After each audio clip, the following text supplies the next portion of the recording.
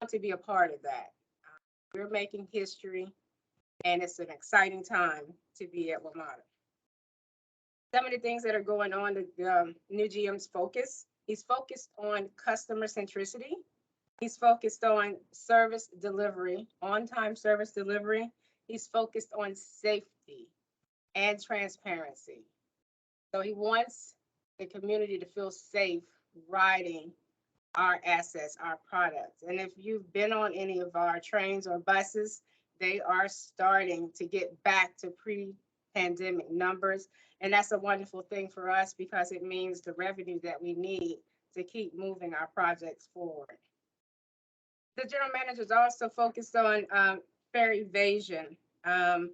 We were in the middle of doing a project for our fare gates, and he's caused us to take another look at that. So he wants to make sure that we are doing everything that we need to be doing to meet the needs and to keep our traveling public safe. But all that to talk about what we're doing as far as capital program, capital budget. At the end of the last fiscal year, we had awarded $2.2 billion in contract awards. That's going to continue with the program that we have moving forward. Last week, we were able to be out in Washington County where the general manager, governor of Maryland, they were opening up the new manufacturing facility for our new 8K trains. That's a huge project, lots of jobs, lots of opportunities, but we have more coming across the region. But that's just a signal that we are still moving forward with our projects and with our capital program. We're still doing maintenance on our tracks, trying to make sure that the traveling public is safe. New radio wireless system for customers, making sure that we are moving forward with our electric buses, a whole new fleet of electric buses. We're doing office buildings, landscaping, bus garages, you name it, we're doing it. And we also have all kinds of A&E services that is about to hit the street again, and all other types of consultant services. So again, a lot going on at WMATA, and you definitely want to be a part of that. So that's what today is about. Today is about making sure that you're prepared to be a part of the growing programs at WMATA, that you are certified, that you are registered to do business with WMATA, and that you know about all the different programs that we have here at WMATA. So, and I know that Michelle, director of the program, will talk about that in a few minutes, but I just want you to know that the key to getting to be part of any of this is to be registered to do business with WMATA. I want to thank Small Business Program Office for putting this continuing outreach program together, because it's not just one that they do here and there. It's a constant program, making sure that everyone understands how to do business with WMATA. I want to thank the primes that are here today. I know this taking the time out of your busy schedule, and we really, really appreciate it because it's important work for us. Gannett Fleming, Clark Construction, Parsons, Mott MacDonald, thank you all for everything you do for WMATA, and this is just something additional, and we appreciate you being here. And with that, I'd like to turn it over to Michelle, who will conduct the rest of the program, and thank you all for being here today. Thank you so much, Sue. I really appreciate that. I am excited about our primes here today. I know that they have such great information for the small business community. So welcome and thank you for participating today in WMATA Small Business Programs Office Outreach Series, Meet the Primes. This is one of our signature outreaches here, and I am excited every time we have our Meet the Primes. This is our third event for Meet the Primes, and is the last one for this year. So we are gearing up for next year. You know, we're getting excited about the things that are going to be happening with the projects and things for next year. So we're gearing up for our series, Meet the Primes, for next year. Some housekeeping things, please make sure that you put all of your questions in the chat, and we'll be reading the questions from the chat, for responses from the primes. Please make sure that if you're not presenting, you keep your cameras off and, you keep your microphones muted. I also want to make sure that I encourage all of the certified businesses to make notes and see how to get connected with these opportunities. Those businesses that are not certified, please get certified with Vermata. We have a lot of contracting opportunities. We also have 5 socioeconomic programs that you can be certified in. Of course, we have our DBE and Small Business Enterprise, our federal programs, but we also have our new minority business, small and micro business programs, which are non-federal local programs. So we are definitely open for business, and we want you to be a part of our contracting opportunities. Please remember to fill out your surveys that will be sent to you after the outreach. They help us to be able to plan the different outreaches that you need or you might be requesting. And when it comes to education, when it comes to information, they really help us to pull it together to give you, the small business community, what you need. So I want to thank you for attending today. As Suzette mentioned, we have Gannett Fleming, Parsons, Clark Construction, and Mott MacDonald here with us today. But the person who is going to be making sure that everything runs smoothly with our primes today is John Dazza. John is the Associate Vice President for HNTV. John has over 25 years of experience overseeing design and construction of complex transportation and infrastructure projects. He has provided project, program, and construction management services for numerous projects in and around the Northeast USA, including bridges, tunnels, transit and rail systems, roadways, and related facilities. John currently serves as the Senior Program Manager at HNTV Washington, D.C. office and Deputy to the Office Program Management Practice. So at this time, I want to bring on John, and I want to say thank you, John. You are an excellent partner working with Vermata, and I always look forward when you can come in and help us with Meet the Primes. Well, thank you. And it's a true partnership. So we're going to hear from our other partners today, which I'm really excited to hear about the things, not only that I see them work on, but the other aspects of the program that I don't touch on. So first up will be Gannett Fleming. Gannett Fleming has been a strong supporter of WMATA for many years now. One of the top performers in terms of the PMCM contract, the GAC contract, planning, supporting the design build industry. So I'm looking forward to hearing from them, Clark, Parsons, and I'm forgetting somebody for a moment there, and Mott MacDonald, last but not least, right? So looking forward to hearing from everyone. Thank you for the opportunity to be able to participate, and look forward to the presentations. So with that, Gannett, are you guys ready to go? We are. I just need presenting capability. Give me 1 second. No worries. Okay. While we'll do that, I'll just say this comes at a great time. This Meet the Primes event. We are getting ready to. We as WMATA are getting ready to release an RFP for the new PMCM IDIQ contract. There's the planning contract that's out on the horizon. The CBTC program. So there's many opportunities to engage the primes on and participate as small businesses.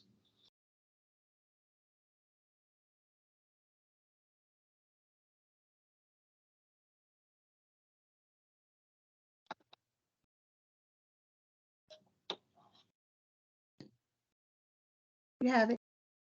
There you go. There you go.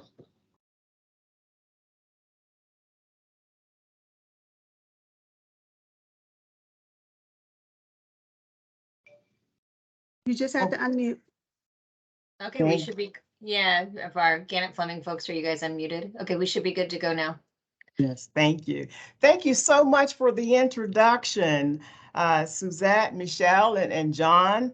And good morning to everyone. My name is Esther McGinnis. I am an executive vice president and the director of ESG at Gannett Fleming. We are honored to partner with Ramada this morning for the Meet the Prime event. And we thank you all for attending this very special session. We are committed and sharing a commitment to provide business opportunities for all. This is truly about equity and infrastructure. We are here to present a snapshot of who we are at Gannett Fleming, our demonstrated commitment to small, micro, women, minority, and disadvantaged business enterprises, and also to share with you a pipeline of the many opportunities that are coming up. Next slide, please. Joining me this morning in our presentation is Zuli Beradat. Zuli is our Ramada client manager, and she also serves as the principal program manager. And Kevin Cronin, who is a vice president at Gannett Fleming, and he is our PMCM contract manager. Next slide. We are a privately owned AEC firm, partnering with Ramada for a number of years to address some very tough challenges that we are all facing in our communities today, as well as what's, addressing the future needs in transit. We are a firm that has been around for over 100 years. And we are an employer of choice of a little over 2,700 employees. And I like to say we have some of the best and the brightest in the industry. Our focus is truly making sure that the built environment is safe, that it's more reliable, accessible to all, resilient, while being also sustainable, and just being a better neighbor in the many communities that we provide, transportation services. We are proud of our E&R rankings at Transit and Rail being ranked number 8. And then also our highways business line being ranked number 15. We are also ranked in the top 20 in ER rankings for several other of our service areas that we provide at Gannett Fleming.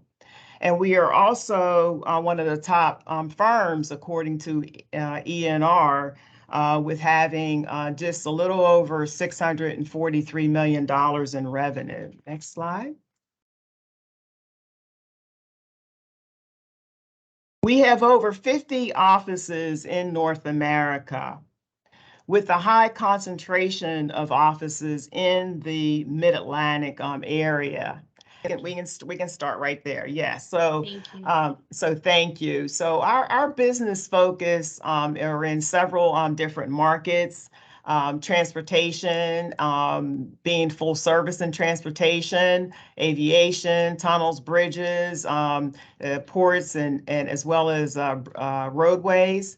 Also in the federal market, power and energy, life sciences, education, and water resources. Water resources, besides transportation, is the area where Gannett Fleming got its start some 100 years ago.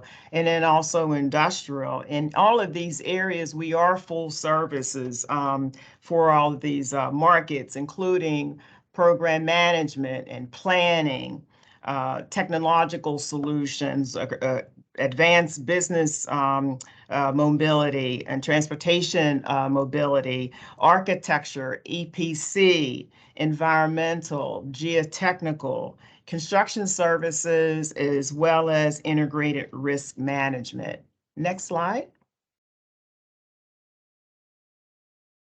We have a strong commitment to equity, diversity, and inclusion.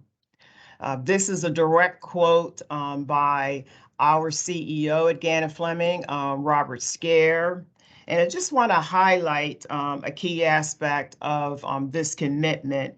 and that is to community and business outreach. But also to make sure that we're providing a health and safe environment for all.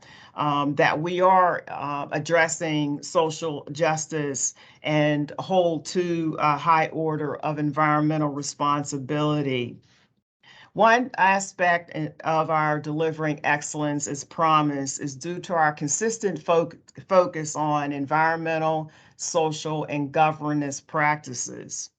Not something that is just a nice thing to do, and it is certain these are good things to do, but this is fundamental to our core, who we are at Gannett Fleming, our core business. Our values reflect our commitment to ESG practices. We continue to improve our ESG program. As you all know, this is something that continues to evolve, and to make sure that our practices and our activities are in alignment with who we are at Gannett Fleming. But our key objective is to make sure that our ESG program in providing equity and diversity inclusion is tied to our strategic business goals, and to make sure that we are seeking and we have met our targets, as well as making sure that we are communicating the results and our activities to our communities that we live and work in. Next slide.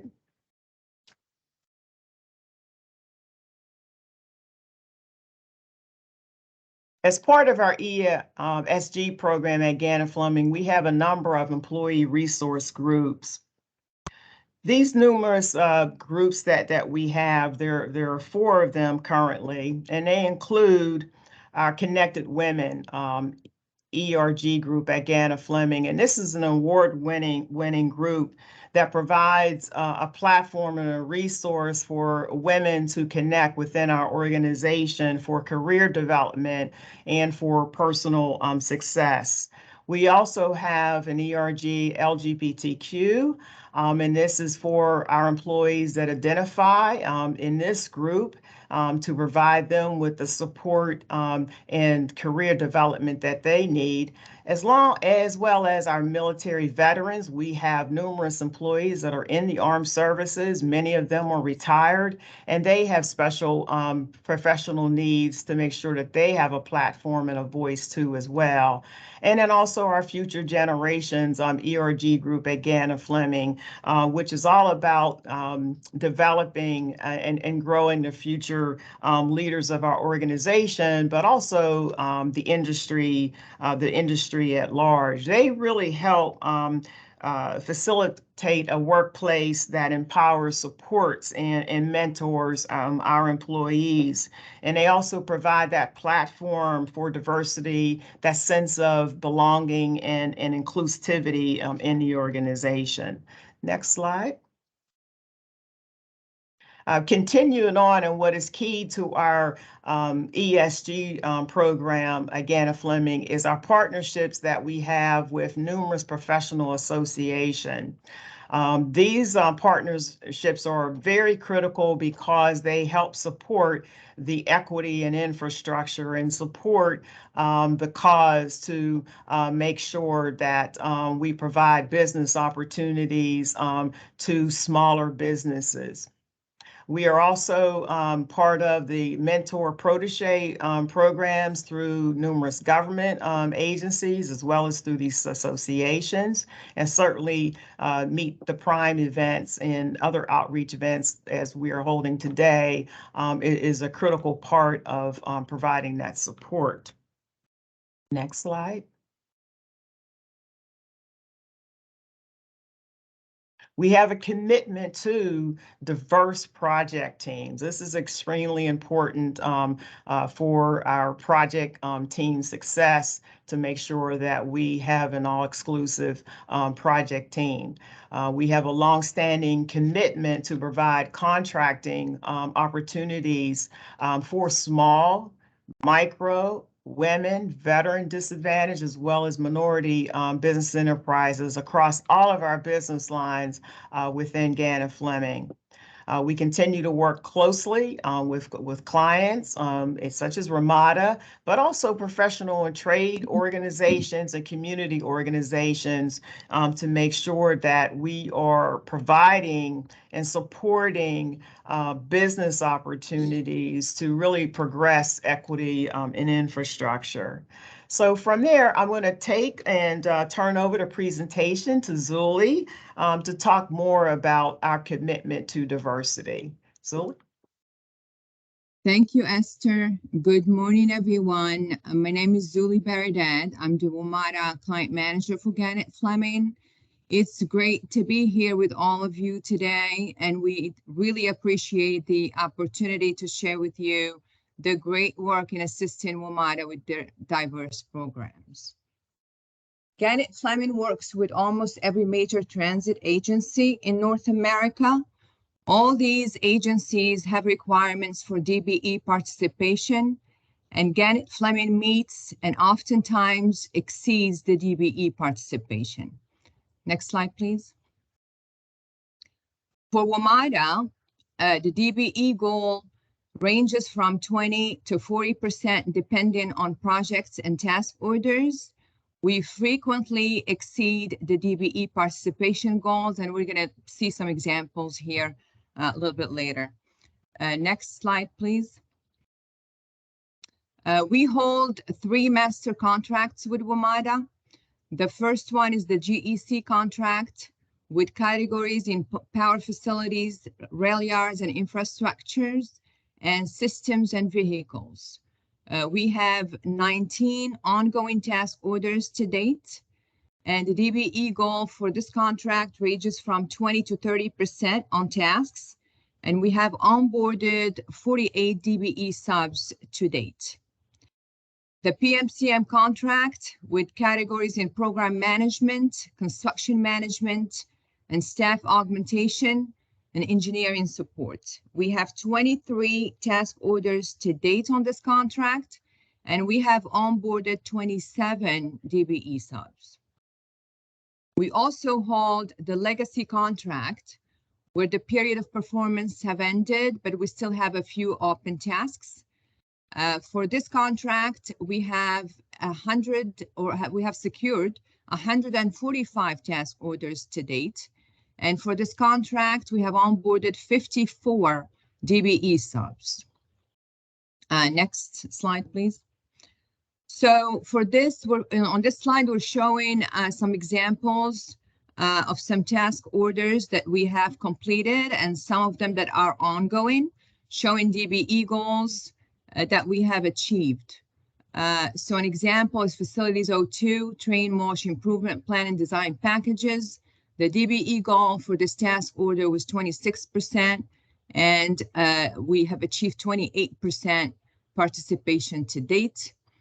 Another one to note is INGA 03, which is the On-Call Services Support. The goal for the DBE was 25%, and we have achieved 40% DBE participation to date. Next slide, please.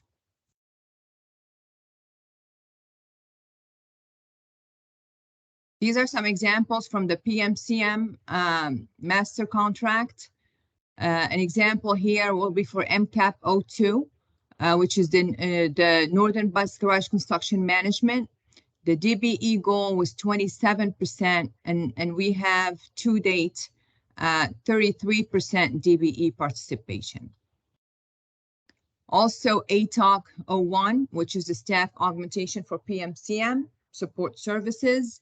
We have achieved 42% DBE participation out of a 28% DBE goal. Next slide, please.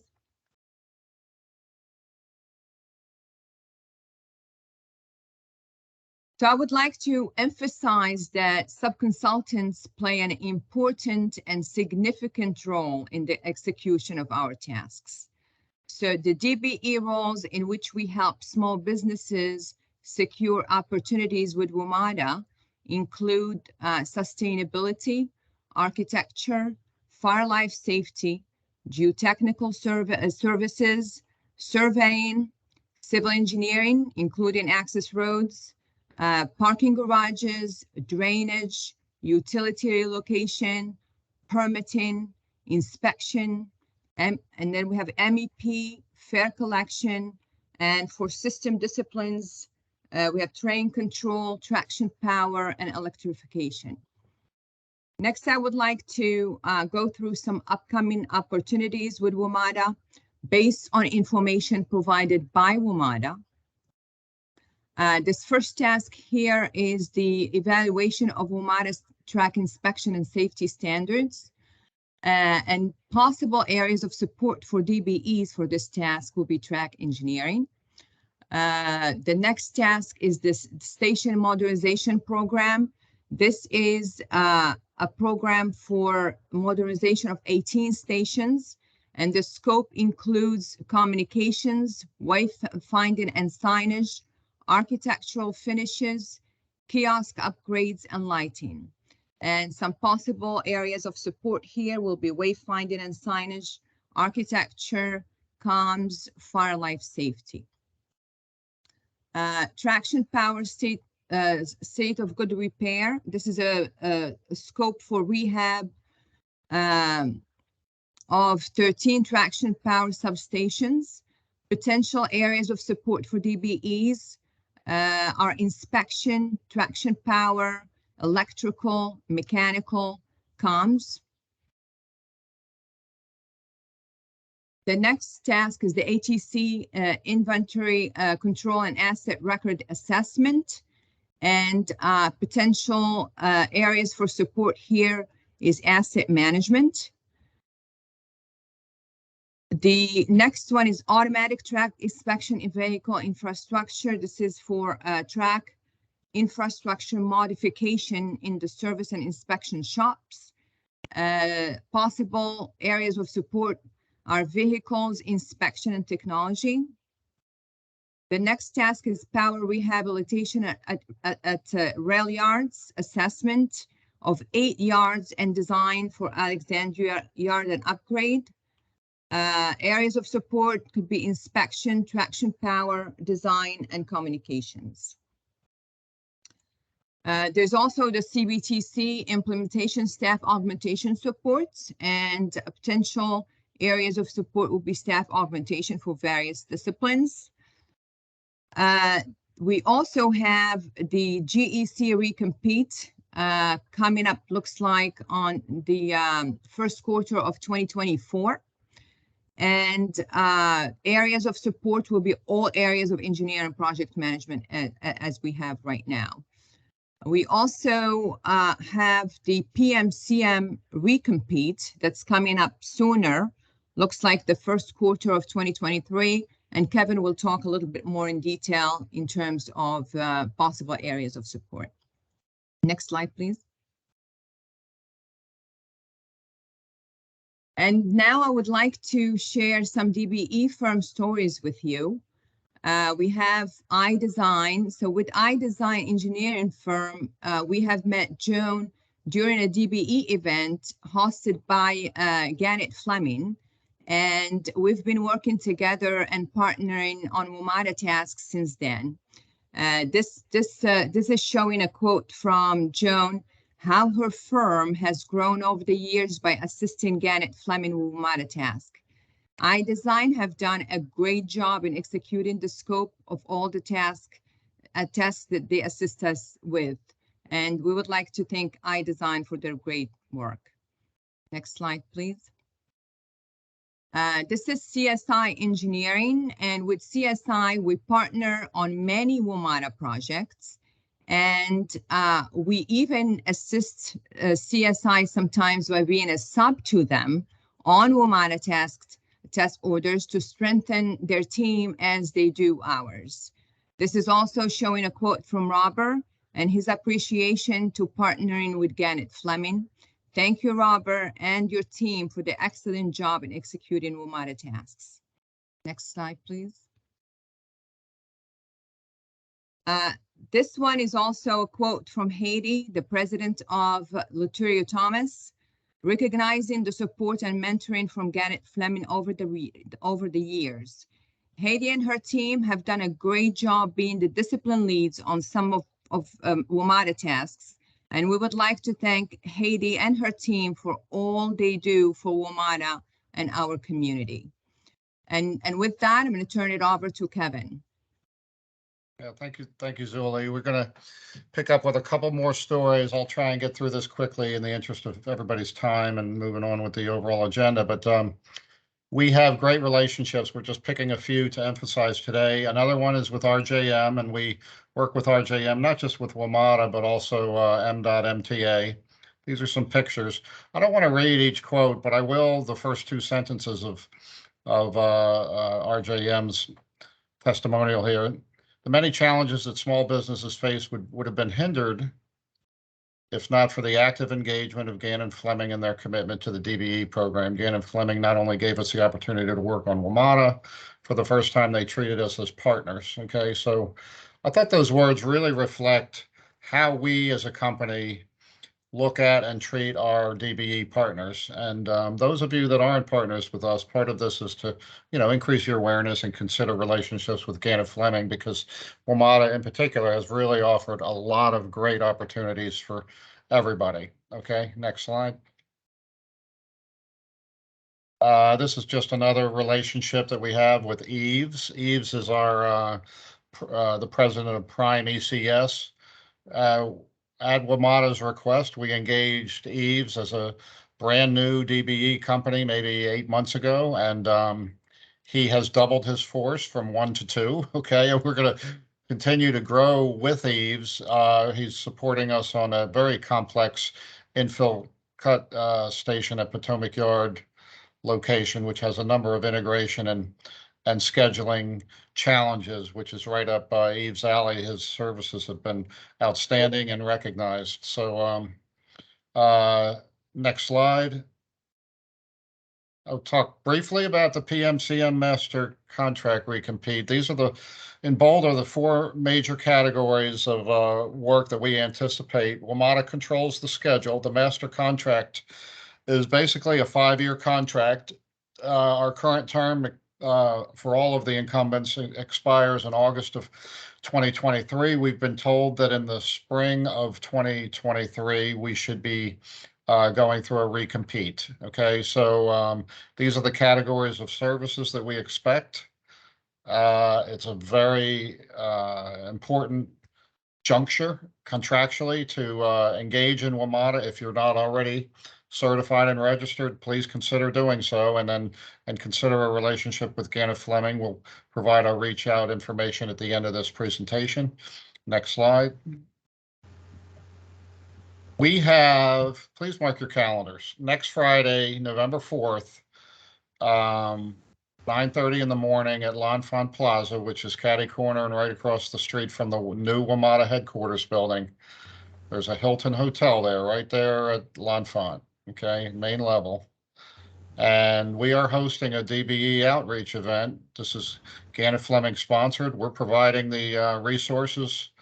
It's an investment by Gannett Fleming for the entire community. Please come join us. Many of you have received invites.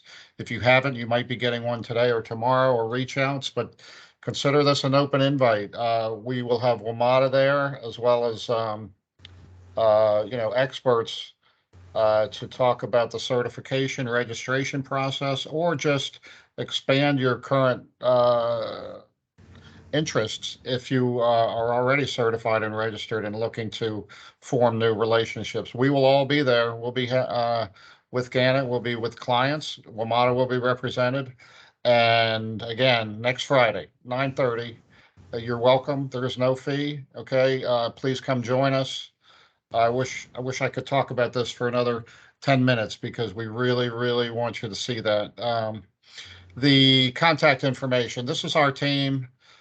We know what we do. You guys in the audience probably don't have a good feel. If you want to reach out and contact Gannett Fleming, I'm going to invite you to reach out to Chaitna Sinha, the person on the right-hand side of the screen. There's her email address. She knows what we all do. It would be easiest for you to just reach out to her, and she will point you in the right direction with any questions or engagement opportunities that might follow up with our team. Any questions that we might be able to answer? And this is the end of our presentation. We thank you for your time. It looks like we do have a couple of questions, and I'll try and field them here. If for those of you listening in today, if you have any questions, if you could kindly type them into the chat and I will read them out loud. We'll just quickly, for these outreach events, do companies need to be local? I guess no is the answer. However, the outreach event that we are hosting on November 4th, and I don't know if you mean this WMATA Meet the Primes event or if you mean the outreach event that Gannett Fleming is hosting on November 4th, but it is to both introduce and network companies, and we are looking to support our upcoming WMATA contracts. So we are looking for firms that are interested in being WMATA certified, WMATA DBE certified, and or already have relationships or just looking to forge new relationships to come to the outreach event and just get involved and try to figure out how to get involved. And we can sync you up with the right subject matter experts to work with at that event. Hopefully that answered your question. I wanted to go back to an earlier question here. Esther, I'm going to shoot this one toward you. So the president of the United States has said that Black businesses have been left behind. What is it that our company is doing? What is your company doing to correct past disparities? Is that something, Esther, you feel like you can answer? Yes, I certainly can. And it's great that there is acknowledgement of that, certainly in infrastructure and working towards closing that gap, because there is in the past, but also in the present, disparity between large businesses and Black-owned businesses.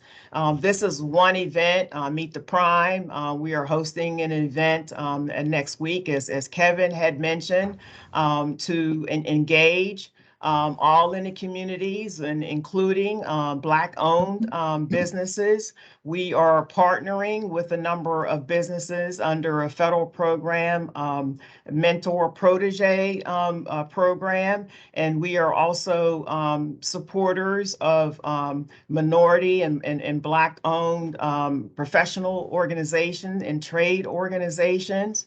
We have also provided mentoring events at our various geographical locations within our company.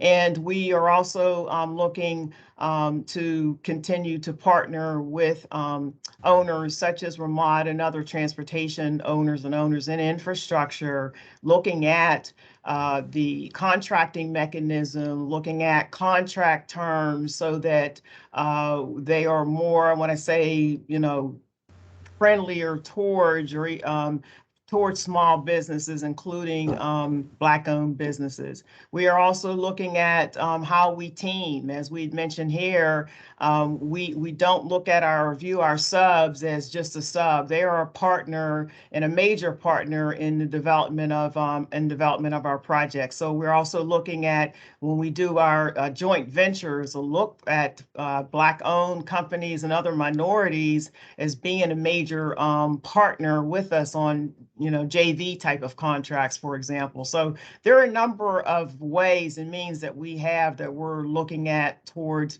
continuing to close that gap. Thank you, Esther. Okay, so I have a couple other questions here. What exactly is staff augmentation? Kevin, do you want to take that? Sure. Staff augmentation is more of a hourly driven resource, person by person support task order, where WMATA really just needs prescribed resources to support their given effort. It can go from very prescriptive to a little bit more flexible, but it's usually just hourly driven headcount requirements. A good example of that is inspectors. Okay, if you have a construction project, typically, it might be 8 to 10 inspectors, sometimes more, sometimes less. And WMATA will assign those resources to the construction program for the duration of the task. Okay. So let me just add one more thing about staff augmentation. Is basically, simply put, is staff that are seconded in WMATA's offices. They work with WMATA staff, right? So they help WMATA staff in completing tasks. That's what it means. Thank you. If I think that answered it very well. So we have a couple other questions here about some things that will we need. So I'm going to combine these two questions. We have some questions about if we will need trucking and hauling, as well as if we're looking to contract with any companies who provide waste management. Zuli, do you want to take that? Yeah, so tracking and hauling is more for contractors. You know, we do design management, construction management, but tracking and hauling will be something that contractors do. So the answer is no. What's the other one? Waste management, trucking and hauling was all I said so far. Yeah. Okay, so tracking and hauling was a question, and waste management, yes, it depends on a task. If there's a task for that and we need support for that, we might. Yeah, one last thing. Just because we don't do it on the professional services focus that we talked about here, doesn't mean WMATA as a global organization doesn't provide that perhaps offering as separately through their contracts group. So they have a broader procurement program that I would invite you to stay connected with through Suzette and Michelle. Yeah, that is true. Esther, we have a couple questions here about who is our contact for the military veterans programs as well as our mentor protege programs.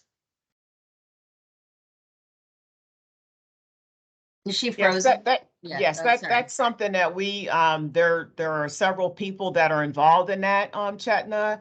So I don't know if there's a way that we can find out who the individual that had that question, and then we can provide them directly with that information.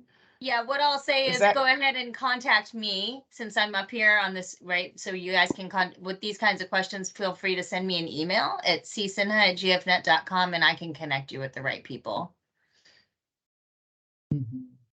That will work. So here's another question. I'm just trying to get it. Is the WMATA PMCM contract subject to DBE goals only, or are other tasks that utilize WMATA's new certs such as MBE and SBP? So asking DBE goal only, or is there also MBE and small business goals is what I think this question is asking. Yeah, so the way we see it, it's played out to us as a DBE program goal, and WMATA has indicated each task order has a certain DBE goal, and each task order has a different goal, but globally across all task orders and all of the consultants, WMATA keeps track of the DBE performance. John, you may want to expand on whether there's a small business or further subdivisions, but at least from our perspective as players, we don't see that subdivision. So Chet, I see a question here that is relevant. Yeah, it was the landscape one. I was just about to get to it. Does Gannett Fleming have opportunities to work with companies that specialize in landscape architecture and design or urban planning and sustainability? Yes, definitely. We do. Absolutely. Yeah. So for LC Designs, whoever asked this question, we encourage you to join our November 4th event, which I just pulled back up on the screen here. You guys can scan this QR code now. If you could also want to send me an email. And yes, for everyone who's asking about the slides, I do believe WMATA plans on making the slides available. This information will be in there as well. I think that there's a couple other questions. I don't know what we have time for. So how and when do these procurements come out? What platform is it? Is what one of the questions we have. WMATA has their own procurement portal. If you are not familiar with it, I highly recommend you get familiar with it. And so as far as the master contracts though, the master contract prime holders receive that information directly from WMATA. And then we have already onboarded a significant number of subs at the start of our contract and are always looking to add more subs during the duration of our contract as the task orders may dictate what is needed. So again, we highly encourage you to join our November 4th event. If you're interested in getting on the Gannett Fleming team, overall, the requirements of that are that you do need to be DBE certified or be looking to be able to achieve that within a certain period of time. And there are requirements for that someone else from WMATA here should speak to. However, there is a process involved, and it does, you can't just it's possible for all firms, I believe, but there are things that you do need to accomplish. I'm trying to think of, are there any are there needs for any IT companies? We actually have had that question twice. Yes. The answer is Yeah. yes. On that. Yes. Yeah. Yes. Again, encourage you to join us at the November 4th event. Do you utilize telecommunication and networking companies too? Companies that do installation and troubleshooting for internet and networking data center, et cetera? Kind of another question. Yes, There. yes. The answer is yes. And for us, it's a little bit, but WMATA definitely, they have a lot of opportunities for that. Okay. And then there are, I think the rest of the questions seem to be mostly about becoming certified, what certifications are accepted, John. So, you know, I'll let you Yep. handle all of those. Yeah. We'll speak to a little bit of that towards the end as well. Okay. But first, I want to say this is fantastic. Again, thank you to Gannett for not only talking the talk, but you walk the walk. I was peeking in the background here, looking at your numbers in terms of not only how much you've said you'll commit to DBs, but how much you have performed and invoiced against the DBs. And you guys are pushing over 30%. So kudos to you. You're a major contributor to the almost $1 billion worth of GAEC and PMC IDIQ contracts that I help oversee. So it's a tremendous amount of work, a tremendous amount of engagement with our small business community. To answer the question real quick around the small businesses, there is a small business opportunity component to the GAEC IDIQ contract, the current GAEC IDIQ contract, not so much in the PMCM. But we're looking to revamp some of that in the upcoming PMCM IDIQ, right? The new one that's coming out at the beginning of this year. So those terms and conditions have not been released yet, but we're working through that, and there's heavy engagement with the small business office to see what the right mix is and the right contractual environment will be there. Again, thank you so much, Gannett. That was great. Really appreciate everything you do for the small business community. Sounds good. While we Thank switch you, over. Thank you. And we're going to switch over the slides in a moment over to Parsons. Rodrigo is going to kick us off there and lead us through their presentation.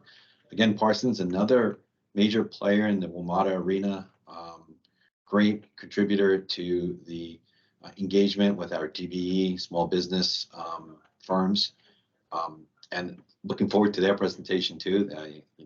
It's always fun to hear. I help push these contracts out with CMO and procurement. But it's always great to see how they're doing and hear back from the firms.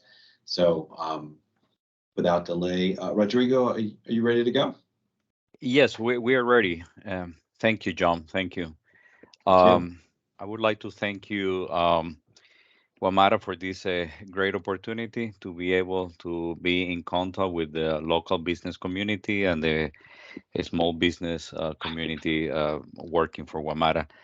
I'm going to ask Graham if you can go ahead and start, and I will join in a couple of minutes to give you some details about who is Parsons.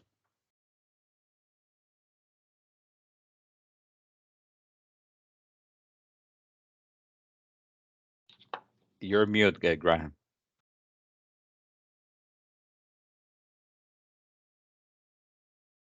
Hold on, give me a minute. Who's muted? Yeah, I would appreciate if you unmute Nigel, Graham, and Gwen. Hold on, please. Thank you. Looks like, yeah. There we go. Thank you. Is the presentation showing? Yes. Yes, it is. Just give WMATA a second to make sure everyone else is unmuted. But I'll go ahead and get started in the meantime. Good morning, everyone. I want to start by thanking all the participants for joining today, and of course, Metro's SBPO office for organizing this event. It's great to see the level of participation and turnout we have. Again, my name is Graham Spiller. I'm Parsons Program Director, overseeing our portfolio of projects for Metro. Personally, I've been directly consulting for Metro for over a decade, overseeing and participating in a variety of contracts. Most recently, I serve as Parsons Contract Manager for the WMATA PMCM contract.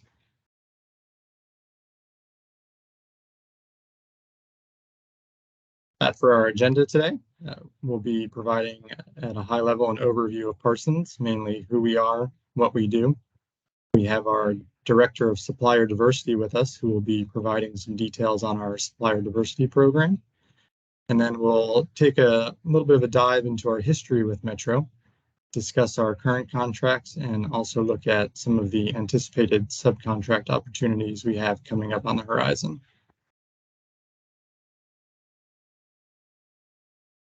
Now, give a quick introduction of our presenters that we have here today. You just heard briefly from Rodrigo Ariza. Rodrigo is a Vice President and Parsons U.S. East Regional Manager of Aviation and Rail Transit. He oversees project delivery and ensures customer satisfaction for our key clients in the region. We also have Gwen Johnson. Gwen is our Parsons Director of Supplier Diversity. She is mainly responsible for promoting Parsons' commitment to maximize opportunities for really various diversity businesses. We also have Mike Butler. Mike is a project manager and professional engineer. He's got over 15 years of experience consulting in the critical infrastructure and smart mobility sectors. He serves as our contract manager for the WMATA General Planning contract. And last but certainly not least, we have Nigel Astle. Nigel is a vice president and serves a variety of roles with us at Parsons.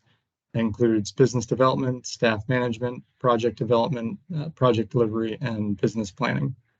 Also not listed on this slide, but I want to take the opportunity to thank our moderator, Jim Varney.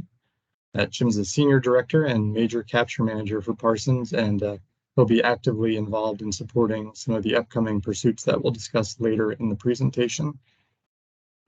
To get us started off, I'll turn things back over to Rodrigo, who will be giving you an overview of Parsons. Thank you, Graham. Thank you. So let me give you a brief overview about who is Parsons and what we do. First, I mean, Parsons is a company that is committed to delivering a better world.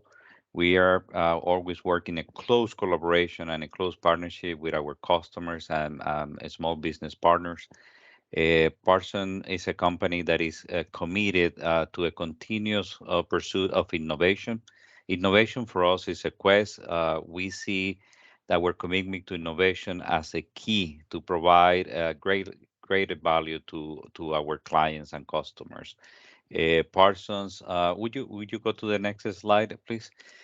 Parsons is one of the world's most ethical companies in the world. We continually for the last 12 years we have been recognized by Ethisphere as one of those most ethical companies in the world. So when we are basically doing business with our clients and our partners, they are sure that they can trust and believe Parsons on all the ethical aspects. Parsons is consistently named on the ENR top list. On the most recent top list for professional services, Parsons was listed as number 4 in project and program management services, number 2 for construction management services. And when we combine design plus construction management and project management, we are number 4 in the most recent ENR top list for professional management services. Parsons as a corporation is we do about $4 billion a year in revenues. I mean, here you see the numbers for year 2021. We were still having some minor effect by the COVID, and we were below the 4 billion, but we usually a little bit over 4 billion operations per year. Our company have basically 2 sectors, and what we call critical infrastructure and federal solutions, and it's about 50-50 the proportion between these 2 sectors of the company. We have been in business since 1944, 78 years providing services to our customer. We have about 17,000 employees globally. We have a presence in 4 continents at this moment. In year 2022, we are doing business in 28 different countries. We have a very, very strong presence. A majority of our business is in US and Canada, but with a very strong presence in the Middle East, where we basically has been helping for more than 60 years countries in the Middle East to that big transformation that they're having in places like Dubai, Abu Dhabi, Qatar, and Saudi Arabia. No, I mean, examples of projects that we're doing in the Middle East, for example, we have been in under contracts in 1975 to do the planning, the design, and implementation of the industrial city of Jambu, which is the main industrial city in Saudi Arabia. And more recently, we got a contract to plan and design all the civil infrastructure for the city of Neom, which is another big giga project that Parsons is involved in the Middle East. But similar to the Middle East, I mean, we also have a presence in Europe.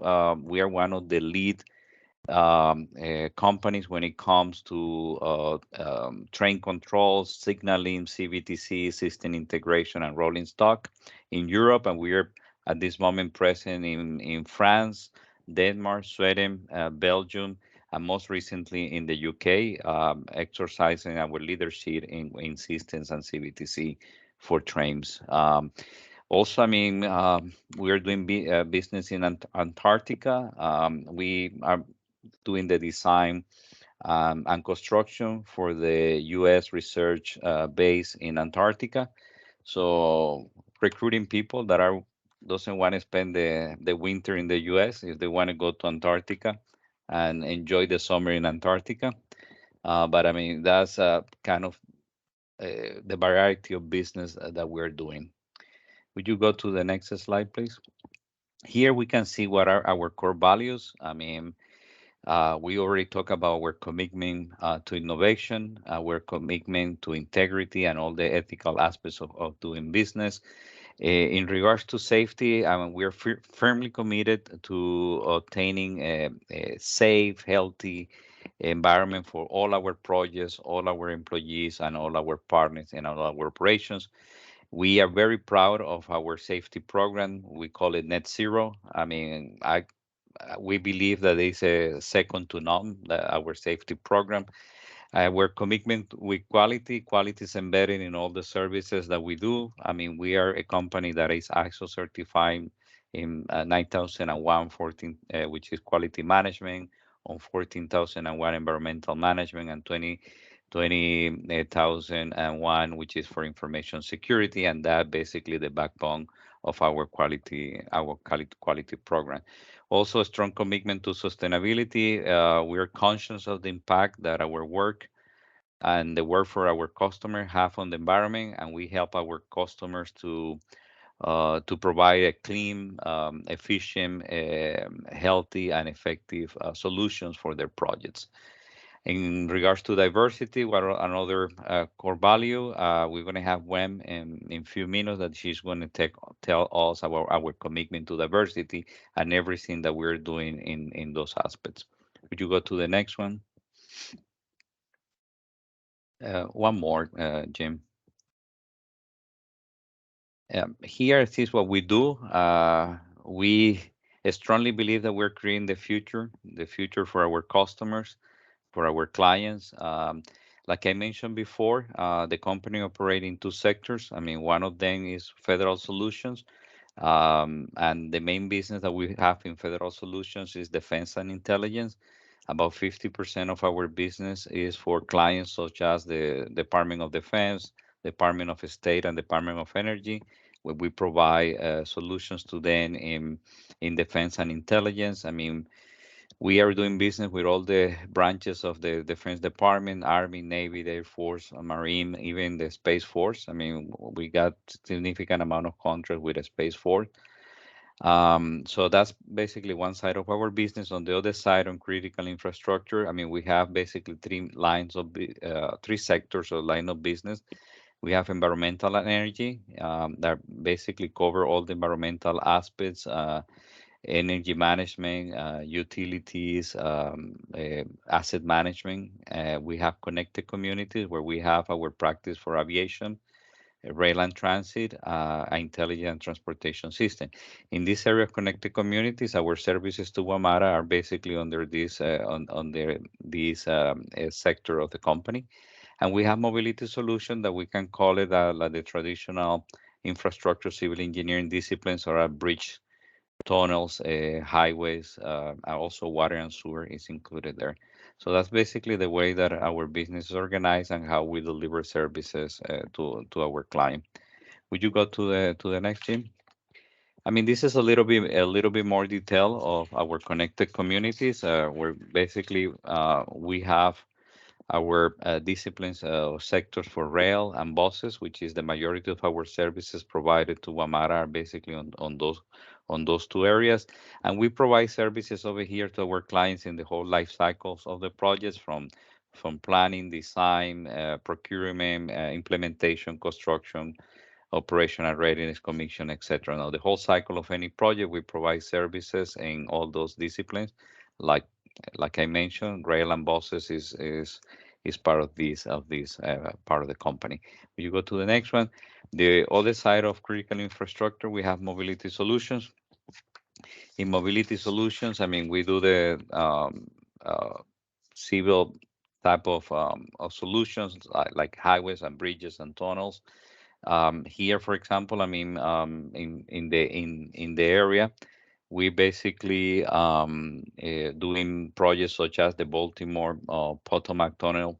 We're doing the design in that project, or recently we have been selected. We're part of the team. We're the lead designer for the Capital Bayway, a project that is going to be modifying I-270 and I-495 over there in your area. Those are type of projects that we deliver under mobility solutions. But I mean, basically, I mean, some of our clients need turnkey solutions, and we have jointly collaborate and have resources from one to the other. Would you go to the next one? As part of our connected community, we have the industrial offerings, and something that is important over here is our environmental services. Utilities is another one, and something is a growing practice for all our clients around the country, which is facility condition assessment and asset management. No, is one of our business that is growing the most, asset management. Go to the next one. Here in the utilities, I mean, I would like to point the electric operations and other business where many of our customers are demanding our services, especially on the topic of electrification. Just give you a little bit overview of Parsons, but now I would like to pass this to Gwen, who is going to tell us about our diversity commitments and our diversity programs. Thank you, Rodrigo. This is again Gwen Johnson. I am the Director for Supplier Diversity for Parsons.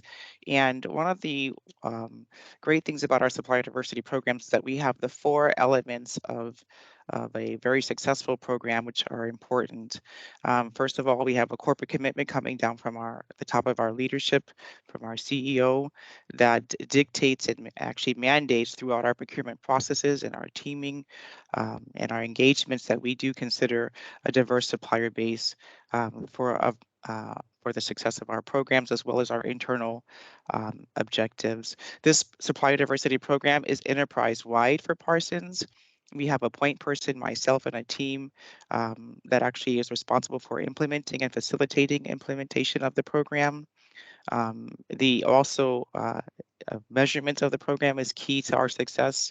The ability to actually demonstrate that we are achieving goals on a contract by contract basis, as well as objectives internally that we set for the corporation.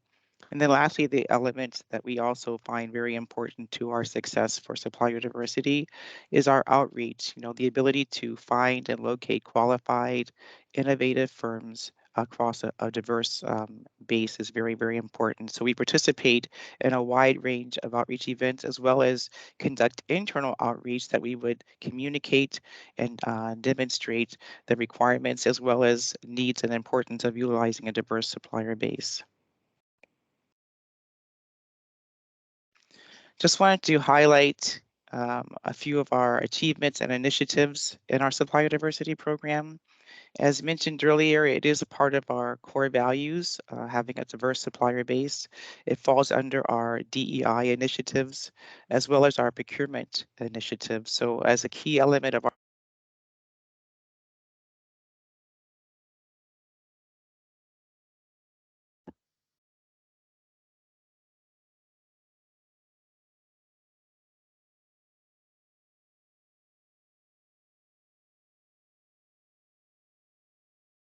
Would you unmute Let me Gwen? check to see what happened with Gwen. Hold on, please.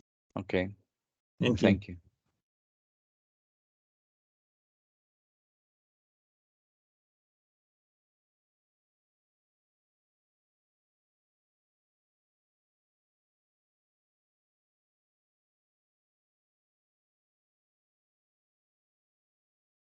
There we go. Thank you. Yes, I was just saying that as part of our supplier diversity program, we do set objectives across the corporation, and we have had a consistent success in achieving over 35% of our procurement dollars to a diverse supplier base. As you can see from the graphic, that supplier base would include small, women-owned, service-disabled veteran-owned companies, and we also include minority-owned, of course, but we also want to say that we've been including tracking for our LGBT community and our diversity initiatives. Some of the awards that we received, just to kind of highlight our successes, is our exceptional program award from the Department of Defense. And we have a strong small business program for that particular customer. We exceed veteran-owned and service-disabled veteran-owned initiatives. And we also have successful mentor-protege relationships, which we'll talk about a little later. And when we do targeted outreach, I just want to mention that this is client specific as we are participating today, as well as targeted categories. We may host events internally for targeted areas, particular industry areas, as well as targeted diversity categories, such as women-owned or minority-owned or small businesses. So we do feel that outreach is extremely important in making sure that we have a wide span and network of qualified firms to service our internal and external requirements.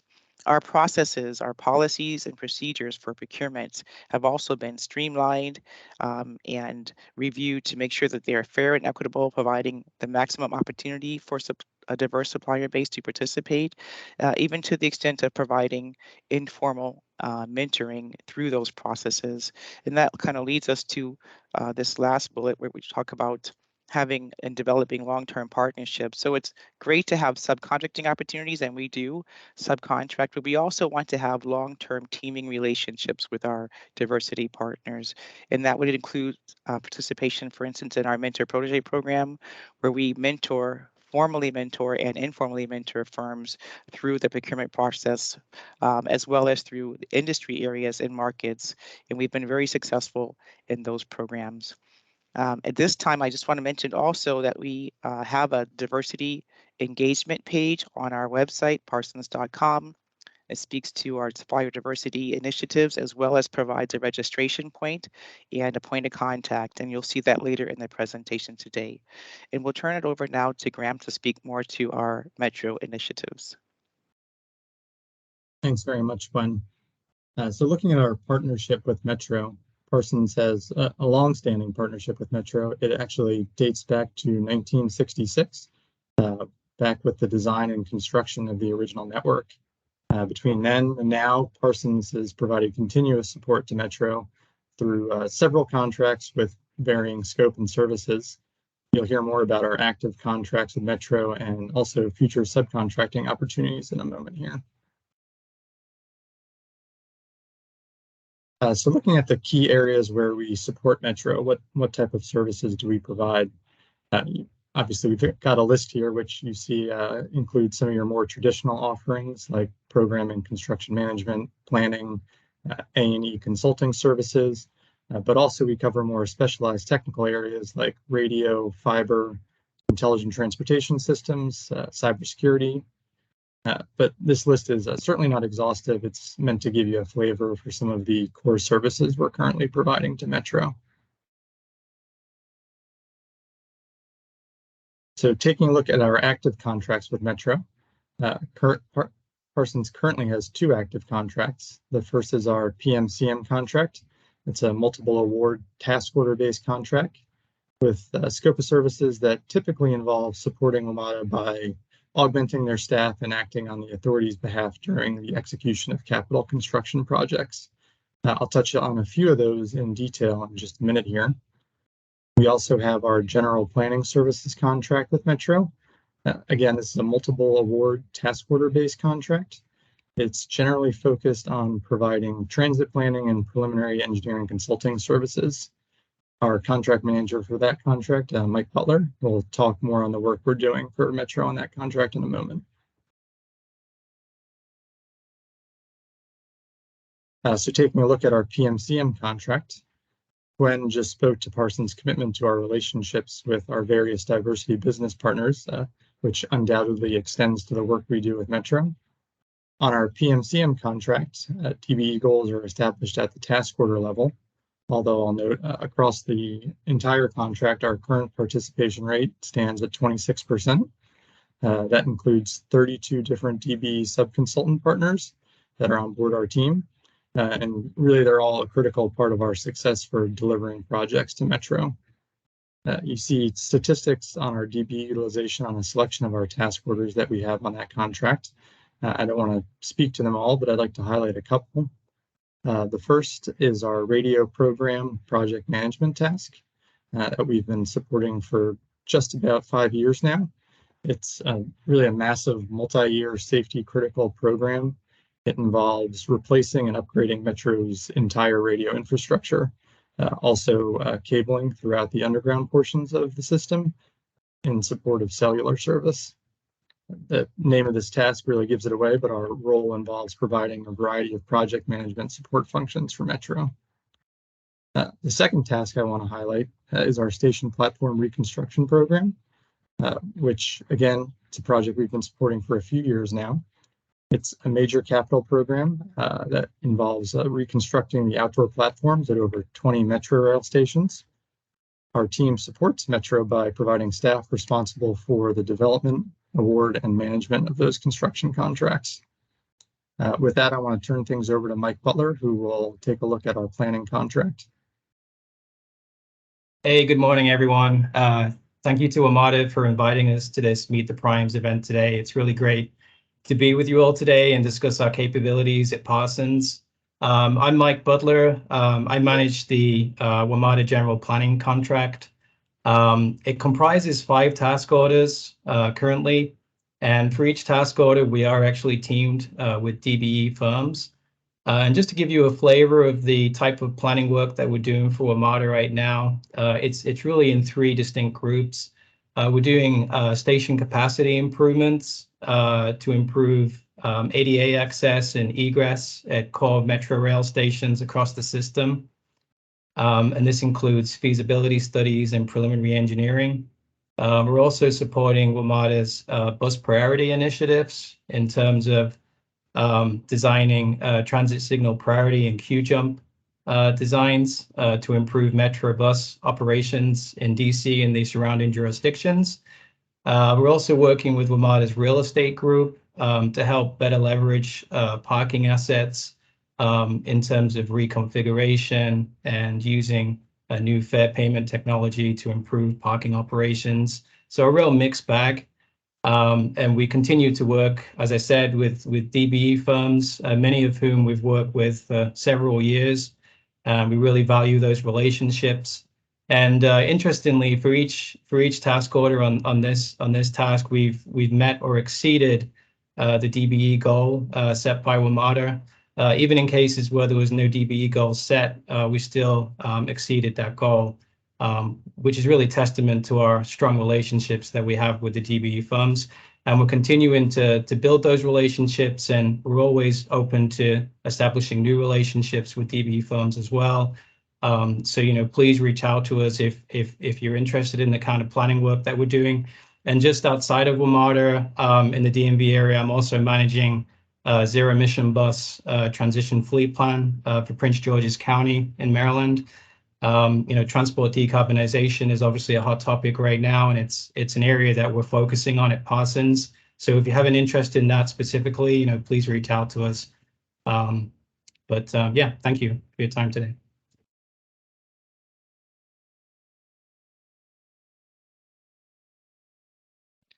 Thanks, Mike. Good morning, everyone. I'm Nigel. Nigel Astle. Graham introduced me earlier.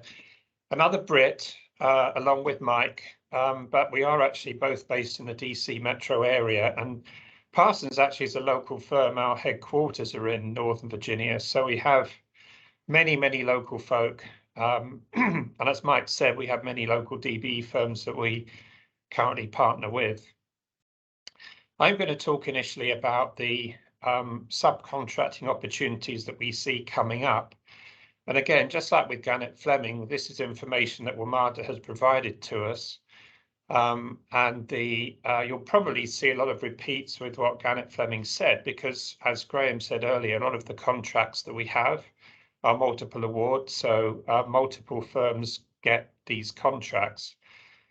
For us, the first one is the project management, construction management recompete, which will be next year. We are also looking to bid for the communications-based train control, or CBTC, program management, construction management contract, which again should be procured next year. The general planning services that you just heard Mike talk about is also going to be recompeted next year. We are looking to bid on that. And then finally, the general architecture engineering services, or GEC contract. We estimate that, again, based on WMATA's information, that will be recompeted in 2024. So we'll also be interested in bidding on that opportunity. So with the exception of CBTC, these are all multiple award task order contracts.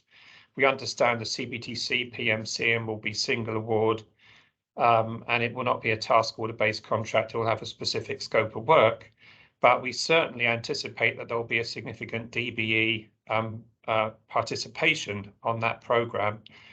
And I would really encourage everyone that's listening to think about not just the skills you have in train control, but other skills in program management and areas that are relevant to a big program, as that's going to be of great interest to us as we look to form our teaming partners for these opportunities. And it's never too early. We are already assembling our teams for these opportunities. But we have not finalized that. So just like Mike said, we'd welcome anybody who's interested in joining the team. Get in touch with us. Tell us about your capabilities, and we'll hopefully be able to continue to build the relationships we have with diverse firms in the DC metro area.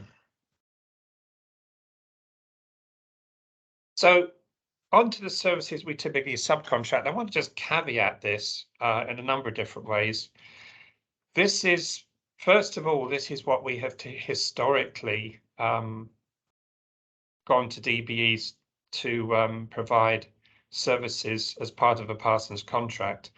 But just because that's what we've done in the past doesn't mean to say this is all we'll be doing in the future. As you all know, the needs of transit agencies, including WMATA, are changing. We're coming out of a pandemic. Technology and big data and the various innovations that are changing our industry are changing the needs that WMATA has for consulting support, engineering support, program management support, and so on. And the other thing I want to say about this is it doesn't necessarily mean that Parsons doesn't do this kind of work ourselves, but we often go to DBE firms to supplement expertise we already have. Maybe the local staff we have are already engaged on another WMATA task order, and so we need to bring in similar expertise from a sub to work on a different task order. It may be that we want to provide a deeper bench than we have in Parsons to make our bid to WMATA more competitive. So, lots of opportunities here to not just complement the capabilities that Parsons has, but also supplement the capabilities that we have. And you can see all the areas. I'm not going to read them all, but it's massive. We have a lot of different opportunities here, and we'd welcome any firms that are listening that have these kind of areas of expertise, and also others that are likely to be key in the future to please reach out and we can start the conversation.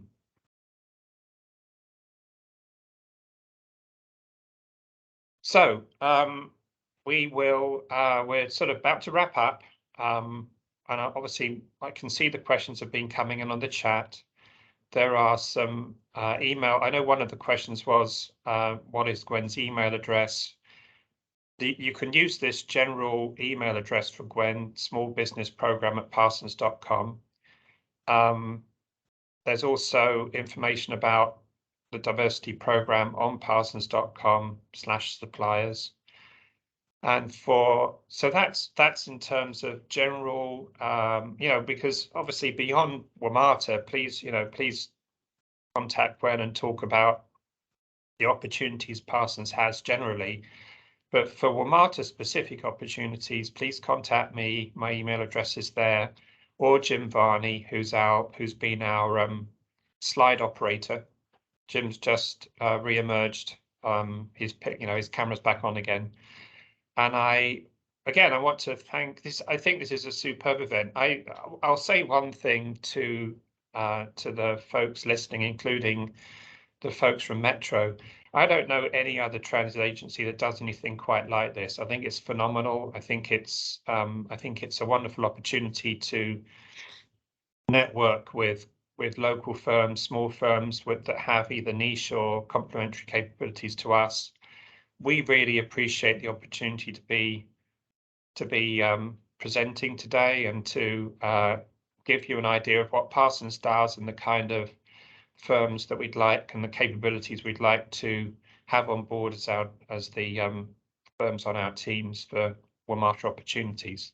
So with that, thanks again. I'm going to hand over to Jim, as I think you may be able to at least help deal with some of the questions that are coming in on the chat. So Jim, thank you very much.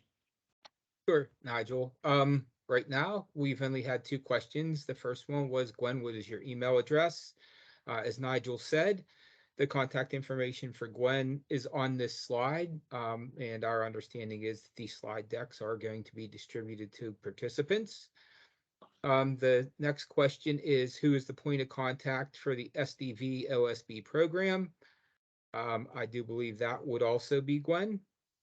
Yes. So the veteran-owned, service-able veteran-owned program does come under our supplier diversity initiatives also, and it is an area where we do actually very well.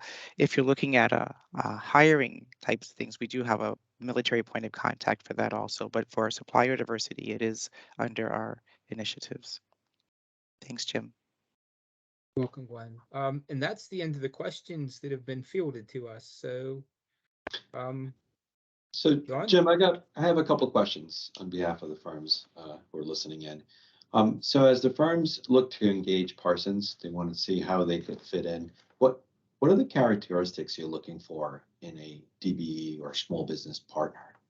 What are the things you're looking for in a firm so they know how to approach you,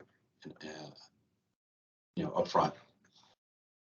Nigel, do you want to take this one? Or Gwen? Yeah, well, I think let's both have a stab at this, Gwen. I'm sure you'll have some thoughts on this too. I'm trying to avoid the obvious. Clearly we want firms that do quality work, that deliver on time, that are local, that ideally have at least some understanding of working with WMATA, but not necessarily. That depends on the kind of expertise that we're looking for. I think to me the most important thing is trust. Rodrigo talked about integrity. That's very important to us, and it's important with our relationships. Nigel, let me add something to that. And yeah. Go ahead, Rodrigo. And trust is something that goes in the 2 directions, no? We have to build up so they trust us and we can trust them. But also something that is very important for us is we look for long-term relationships, no? I mean, we are not looking for one transaction, one contract, or one client. We in our programs, we sometimes looking to also go to other places or other clients. No, in reality, we look to have a network of a small business partner that is long-term relationships. That's very, very important for us. Thank you for that. And look, again, I was looking at your numbers in the background, and I see out of the close to $100 million in awards, you're really performing at close to $25 to $30 million in DBE participation against that. So that's really wonderful to see that engagement. You know, you're not just saying you're going to do it, you're doing it, and you're doing it really well. So thank you for that. Okay. I think it's 10:35. I think we're going to queue up Clark Construction. Parsons is a firm that's in our backyard, and so is Clark. I don't think I could go 2 blocks without tripping over a project that Clark is working on. You know, they're all over the DC area, Virginia, the Northern Virginia area. Great construction firm. It's great to see that they have so much interest in WMATA and the projects that we're delivering. We're going to hear from them in just a minute as we switch over our slides.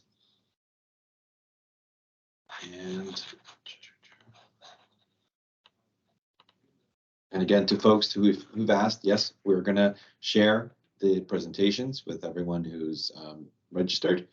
The points of contacts are listed on those presentations. So look for that in the next week or so. Okay.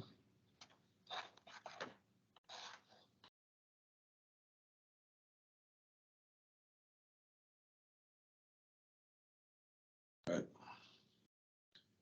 Next up, we'll hear from Noveled and Brett Harrell from Clark Construction. Noveled, are you able to? So you still muted? Okay, good. Yes, I'm off now. All right, fantastic. Looking forward to hearing from you guys. Can you see me okay? Yes, we can. Okay. Hang on one second. I want to show my presentation. Let's see. Fantastic. As we engaged a design build mechanism for delivering work, you know, our partnerships with the construction industry got that much more important, you know, and so we're looking forward to hearing from you. Okay, let's see. So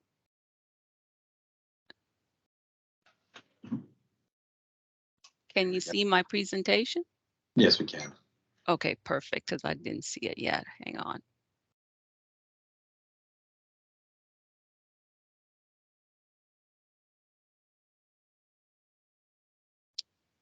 Which slide are you seeing it from?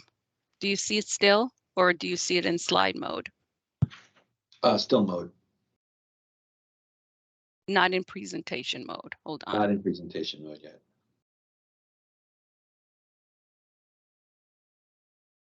Sorry. It worked fine before. Hang on.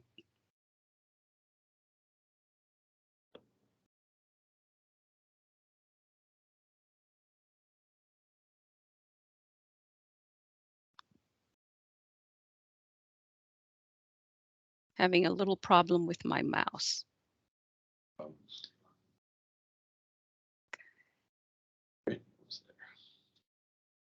We see the PowerPoint.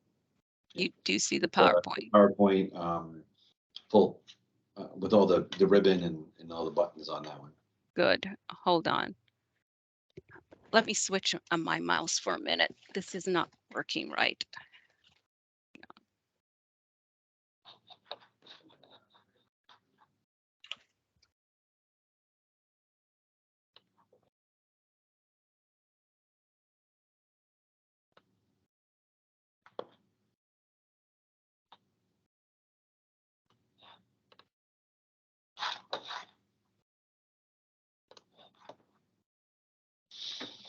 We can present if you like.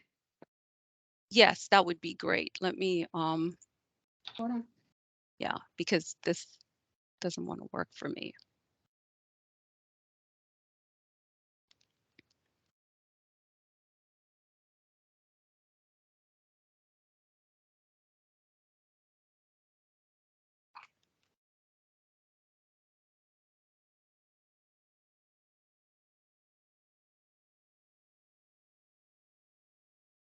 Oh, that's not mine.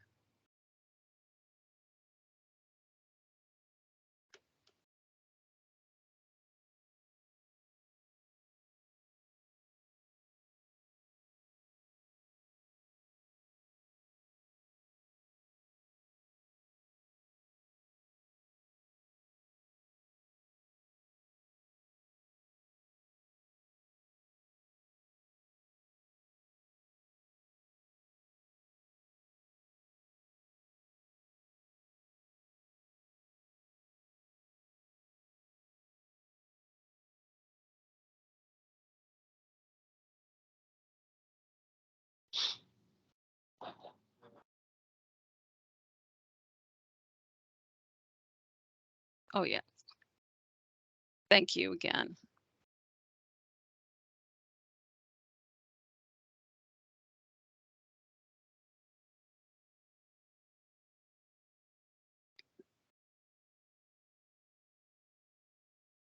There we go. Oh, Perfect. Okay. there you Good go. morning, ladies and gentlemen. Sorry about that. My name is Novelette Josephs. I am the Small Business Program Administrator for Clark Construction Group's subcontractor development group called SDG. We are a general contractor, and I'll just begin right now. The next slide, please. So unfortunately, Brett Harrell could not make it to this event, so you're pretty much stuck with me. Next slide, please.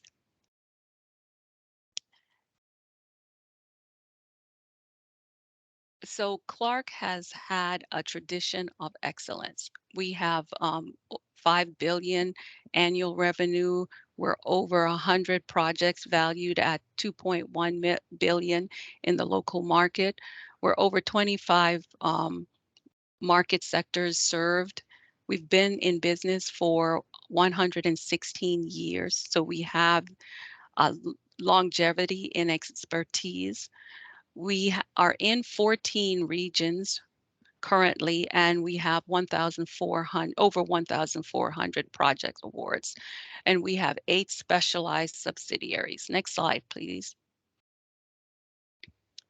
At Clark, safety is a core value. As we building safety is the name of the game for us. It's all hands. We have personal accountability. As it states there, our stop, talk, and accept program is second to none. We have proper planning, plan the work, and work to the plan. Safety is personal. Safety is our core value. Next slide, please. So again, we're talking about a culture of safety. WMATA Safety Award for 1 million man hours worked without the lost time injury on the orange and blue line. And Clark is an industry leader in safety. Innovative, new policies, 100% gloves, cast hard hats. We stated this again because we wanted to reinforce the fact that safety is a big thing to Clark. We feel that everyone that comes to our jobs should go home safely after, finishing work on the project. Next slide, please. So bidding and procurement. This is just a process that we use for our procurement, which is not different than most general contractors, but let me just go through it. We have a database, management, and project advertisements, small business plan, invitation to bid, and the project documents. Then we go to evaluate and pre-qual. We have a subcontractor qualification application form. It's online, and I'll speak to that further.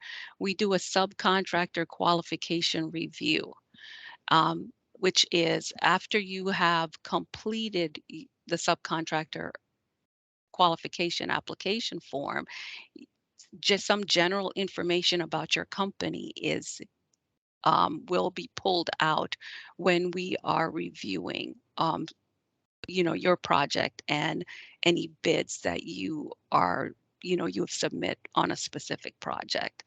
And we have trade package development. For scoping, we have a scope bid form development, scope review, contract exhibit, site utilization plan, and a schedule.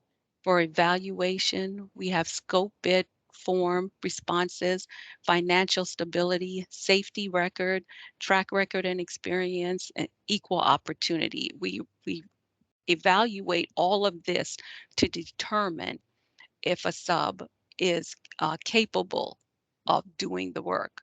And award. When it comes to award, we have small business and diversity goals, price, best value determination. Next slide, please. So work with us. Clark offers an array of business opportunities for pre-qualified trade contractors and suppliers. And I'm not going to go back to the SQA. When I go further down, we'll talk about that. Next slide, please. So subcontractor qualification application form. On our website, the link is www.clarkconstruction.com. When you get to that link, you go to trade contractors, and once you click that and scroll down, you will get into the link for ClarkNet, which is clarkextranet.com. That link allows you to register with our company. You first have to create a username and password, and then you can go in. You can save as you go along. So if you, for whatever reason, if you can't fill it out in the 20 minutes it takes to fill it out, you can save a lot and come back to it as a draft. So we're looking for the fields that are important in this application is work experience, licenses, financials, references, safety, bonding capacity, and surety information. And we require that you update annually, and the system will send out a notification to you when it comes time for you to do your update. Next slide, please. And this is just a view of your information, your general information that we ask. This information that you put in is very secure. Not everyone in the company will be able to see all the information that you've put, but the general information that we're looking for will be seen by the company, okay? Next slide, please. So subcontractor bonding. Clark will require 100% payment and performance bonds or supply bonds for all their contracts or suppliers over $100,000. So if your contract is $100,000, it has to be it won't be a bond attached to it. It has to be over 100,000. Oh, sorry, it's 100,000 and over. Sorry about that. Next slide, please. So building connected. Clark also utilizes building connected. It's a reference ITB for bid package contracts.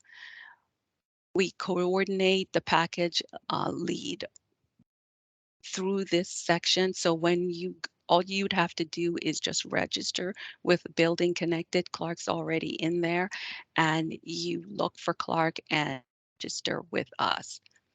Submit early if possible, because as we go out and submit our bids, we want to be able to get all interested parties.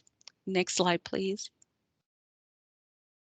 The subcontractor development group is the group I'm in. Our mission is to connect Clark with small business community, facilitate Clark's compliance with small business and minority requirements, and develop relationships to build partners, okay? We also conduct internal compliance. Next slide, please. Okay, Clark started the strategic partnership program in 2009. We are 2006, I'm sorry. This class is a 10-month class. As it stated, it's an executive MBA style course. It runs from September to June. And our SPP numbers are 1.1 billion in construction contracts awarded from our graduates. We're in 8 markets. It's been 16 years and we have over 1,250 plus graduates. This class has been very instrumental to us and our subcontractors because the class allows them to get a better understanding with working with large businesses. They can take this class and go to any other general contractor, any other large business, and be able to perform, understand contracts and the requirements on projects from taking this class. Next slide, please. This is the SDG personnel. Wesley Stith is the supervisor of the department. Calvin Capel is the program manager, myself and Brett Harrell. Next slide, please. Before I get to the questions, I do want to let you know that Clark, although we do not have any active subcontracting opportunities with WMATA, right now, Clark takes pride in supporting the growth and success of small businesses. So in 2021, Clark launched its SDBE 15 program. This program deals with small and disadvantaged business enterprise. Okay, it's another tool to expand the capability and capacity of small businesses and suppliers while building lasting legacy in our community. As part of the program, Clark's committed to 15% participation goal on all our projects that nationwide that does not have a mandated participation goal. So if it's not required by the state or the owner or the federal government, we have taken it upon ourselves to add a 15% participation goal. And this goal, like I said, deals with small and disadvantaged businesses. So if you are a DBE certified under WMATA or a DBE certified under MDOT, you can claim your certification and we will accept that on an SDBE 15 project. To date, the award that we've had over $535 million in contracts to small and disadvantaged businesses. As I said, this is an internal program within Clark. And this is the end of my presentation. I know it's very short, but I wanted to get the very simple bit of information in and let you all know that we are interested in, working with you. I know that the presentation will be sent to you all, and I'm looking forward to getting interested subcontractors and suppliers and consultants interested in working with Clark and coming into the company and seeing what you can do to help us meet all our goals. Is there any questions? There are a couple of questions in the chat. Okay. Does Clark have opportunities for engineering firms that specialize in controls and automation, specifically SCADA, PLC, HMI design, programming and implementation, along with manufacturing of UL 508 control enclosures? We do have those opportunities on our design build projects. Perfect. And then additionally, will CAD support be needed on these types of projects? So on the design build projects. Projects, yes. Yeah. Good. Any other questions? I'm looking through the chat to see if there's anything else there. No. Look, I look forward to does Clark have information technology requirements, IT requirements? We have a subsidiary called S2N that does IT work, but both the S2N and Clark does have IT participation under the projects that we go after. Yes. Okay. So we are looking for IT, low voltage, all of it. Perfect. There was a question early on in our presentations regarding trucking. Mm-hmm. Could you speak on that? Yes, we do have truckers on all our projects. I think the biggest trucker list that we had on our project is though. Oh, we lost your mic.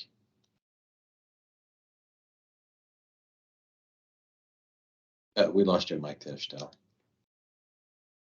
Hold on.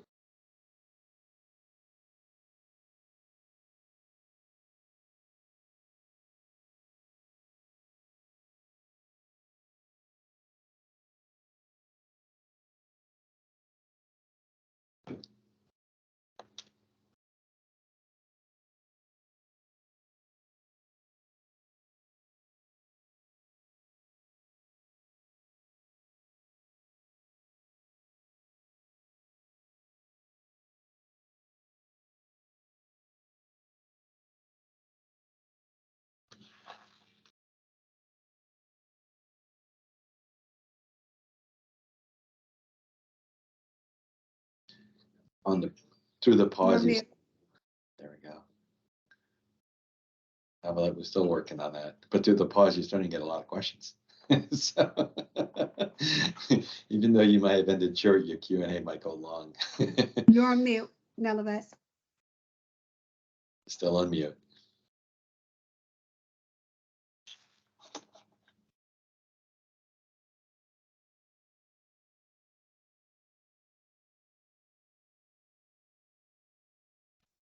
Okay, I can unmute. Okay, perfect. So going back to the truckers, we accept truckers on first tier to us and lower tiers, all tiers. So on federal, state projects, on the MWA project, the Dulles Metro Corridor project, we had truckers on all tiers. So trucking is a big is important as any other trade. That's what I wanted to let everyone know. So if you are a trucker, please register in our database. Yes, a lot of the questions might not apply to you, but you should still fill out as much as possible and get into our system. Thank you. A few more questions here. Is SWAM accepted as a cert that acceptable as a cert? It would be under our SDBE 15 projects that we have, our internal projects that we have. Great. And are there opportunities for accounting support? Not at this moment. We have our internal accounting department, and so to my knowledge, we've never utilized outside accounting. Okay. But every project is different, and you never know what's going on. Right. There was a question around how to take that 10-month class.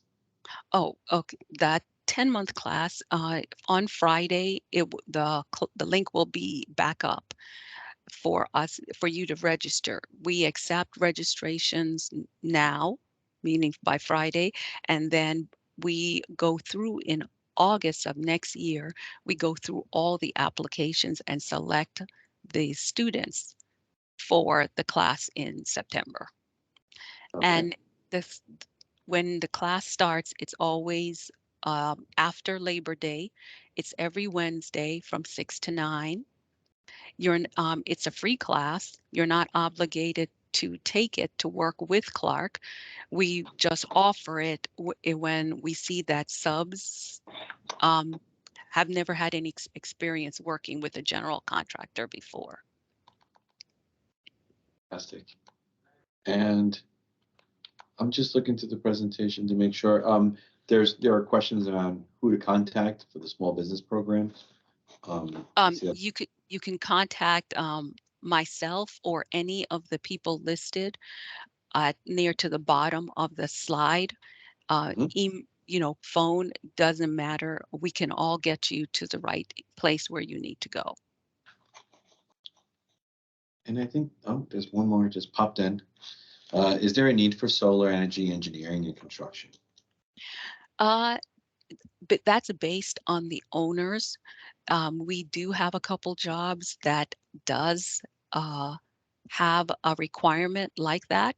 The electrical sub would be the one that would supply the solar panels, and or like if you had the electric, you had the parking garage for the parking, the electric stands and stuff, we would get a supplier from there. But if we had suppliers, then we could match them up with an electrical sub and let them see if maybe this would be a good match and possibly work together. Fantastic. Ken, you got another question here. What opportunities are there for construction and recycling, C&D recycling? I would have to look into that one because this is the first that I've talked about, that I've been asked that question. Okay. But so that question, that person needs to contact me directly so I can get a good answer for them. Very good. All right, fantastic. I think that's the end of our questions. Thank you so much. Again, I look forward to seeing Clark in the WMATA space sometime soon. Thank you. We certainly need the support from our construction community. Look, I'm a designer, so I love the opportunities around design builds where we could support either WMATA directly or Clark or other similar construction firms as design build partners. So it really is a true partnership all around. Our DB firms, small business firms, all major contributors around this huge initiative that we have, which is keeping the system running. So thank you so much, Navala. Well, thank you. And I do apologize for not having my presentation work. I don't know what's going on there, but I do apologize for that delay. Great presentation. And thank you. So thank you very much. Our next presenters are from Mott MacDonald. Again, Mott is basically one of our senior veterans over in WMATA as a designer and design space, true partner to WMATA. Looking forward to hearing from the presentation from Dan and the rest of the team. Jan, are you guys ready to go? We are. Do we have our slides up? Can you see the slide show now? Yeah, we just need to put it in presentation mode. Good. Can you see it now? Yep, got it. Okay, great. Thanks, John. Take it away, Dan. All right, great. Well, thanks, and good morning, everyone. I'd like to thank WMATA particularly for putting this event together, and I'd like to thank all the stalwarts who have remained on the call this long. Just stick with us just a little bit longer. As John alluded to, Mott has partnered with WMATA for a long time. We're on our third set of contracts with WMATA, and so it's been well over a decade. We've helped WMATA solve some really complex problems, and we're looking forward to carrying that relationship forward for years to come. And as you'll see, that relationship has led to an awful lot of business for the DBE community, and that's something else we'd like to continue. Slide, please. I'm here this morning with Roxana Thomas, our Equality, Diversity, Inclusion Manager, and Eric Betts, our Development Manager for the Northeast. Slide, please. Here's the agenda we'll follow. What we'd like to do is introduce you to our firm, introduce you to our diversity program, and then talk a little bit about our work with WMATA and some regional opportunities. And then, like everyone else, we'll take your question. Please, slide, please. You know, you've seen the format by now, so I will focus on the follow-up box there. We are here really interested in building enduring partnerships.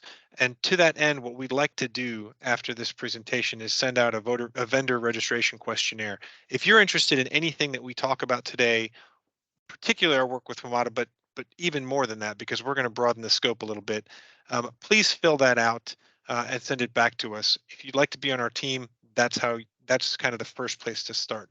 The other thing that I'll say is Roxana's email is there at the bottom. You can reach her that way. My email will be provided a little bit later in the brief. You can reach out to either one of us for really questions regarding anything you see in this presentation. But those are the primary routes. Next slide, please. At this point, I'll turn it over to Eric Betts, who will introduce you all to our firm a little bit. So Eric. Yes, thank you, Dan. And good morning, everybody, and thanks for the opportunity again. I'm going to tell you a little bit about Mott MacDonald before I turn it back over to Roxana for some information on our diversity program. So next slide, Roxana. So Mott MacDonald is a global engineering, management, and development company, and we have roots dating back over 100 years. We're wholeheartedly committed to safety and ethics in all we do at work and at home, and we regularly open our office and field meetings with a safety share. Next slide, please. So our purpose, and one of the three pillars of our purpose, we are committed to considering social outcomes in everything we do. We publish a social outcomes position paper, which has a lot more detail on it, which can be found on our website. But proactively and consciously thinking about our users, our communities, and our people, delivering benefits to the communities in which we work, responding to the needs of people who live around and who use the assets that we design, and at Mott MacDonald, partnering with strong, qualified, disadvantaged businesses like yourselves is critical and a key to our success. Next slide. So for those of you who don't know about Mott MacDonald, we're a large company. We're worldwide, and we have about a little over 16,000 staff globally. Most importantly, one of the largest employee-owned companies of our kind in the world. This allows us to focus on what's important, our clients, our staff, and our communities. Next slide, please. So we've worked in approximately 150 countries, and we have offices throughout Europe, the Middle East, Africa, Asia, and Australia. And this gives a little bit of a breakdown of where our staff resides. Next slide. So in North America, we have offices in many of the major urban centers. In total, we have approximately 60 offices and a little over 2,300 staff at the moment in the U.S. and Canada. And these dots give a breakdown of where our concentration is. As you can see, a lot on the East Coast, down south, several offices up in Canada, and then we have a pretty heavy presence on the West Coast in California. Next slide, please.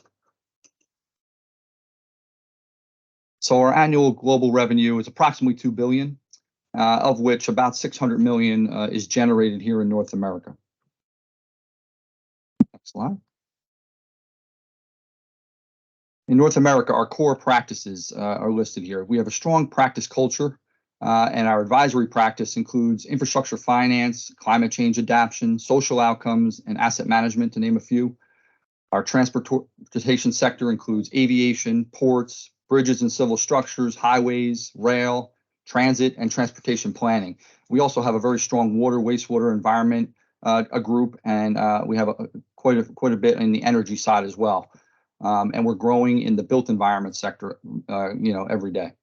We're world-renowned experts in tunneling, if some of you may have known that in the area. And our digital delivery practice kind of sets the tone for innovation across all of our practices. And these practices override all of our commercial units and our urban areas that we operate in around the country.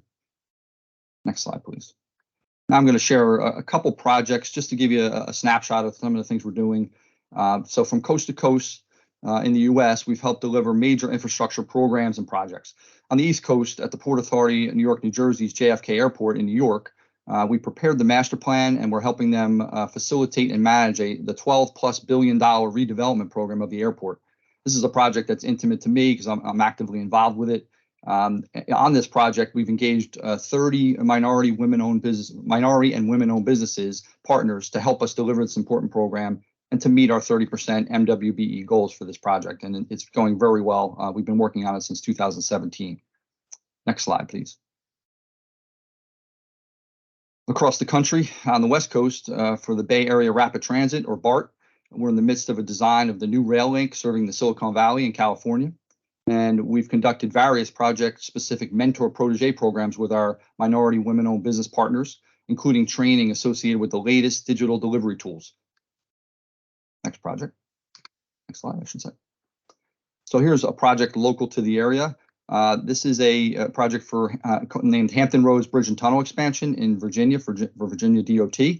It's actually the largest design build project implemented by the Commonwealth of Virginia at over, I think it's over $2.3 billion. We're the lead designer for this project, which includes 2 8,000-foot bored tunnels, island expansion, tunnel systems, electrical, 14 new support buildings, geotechnical and permitting services, roadway realignment. And this is going to help reduce traffic in the Norfolk area, facilitate emergency egress during climate events. It also is going to boost the local economy in concert with the Port of Virginia and the Norfolk Intermodal Rail Terminal, and enable about 100,000 daily summer visitors to access the local beaches, historic sites, and culture. Next slide. Also local to the region is the DC Water Program Management. So since 2001, Mott MacDonald has provided the overall program management services to the distribution system of DC Water. This encompasses planning, engineering design, management, master planning, operations review in support of DC Water's $600 million capital program. The services have included developing pipe condition assessments, leveraging GIS systems, and more effectively implementing the annual water main renewal program. For just an example, we've been down here, like I said, since 2001. Next slide, please. And lastly, we're also helping the world transition to clean, reliable, renewable energy, including providing engineering services for the Block Island Wind Farm, which is the first offshore wind farm in the United States, providing enough electricity to supply 17,000 homes. We're working on numerous other renewable energy projects on the East and West coasts. And, this is a market that's going to expand over the next 10 to 12 years.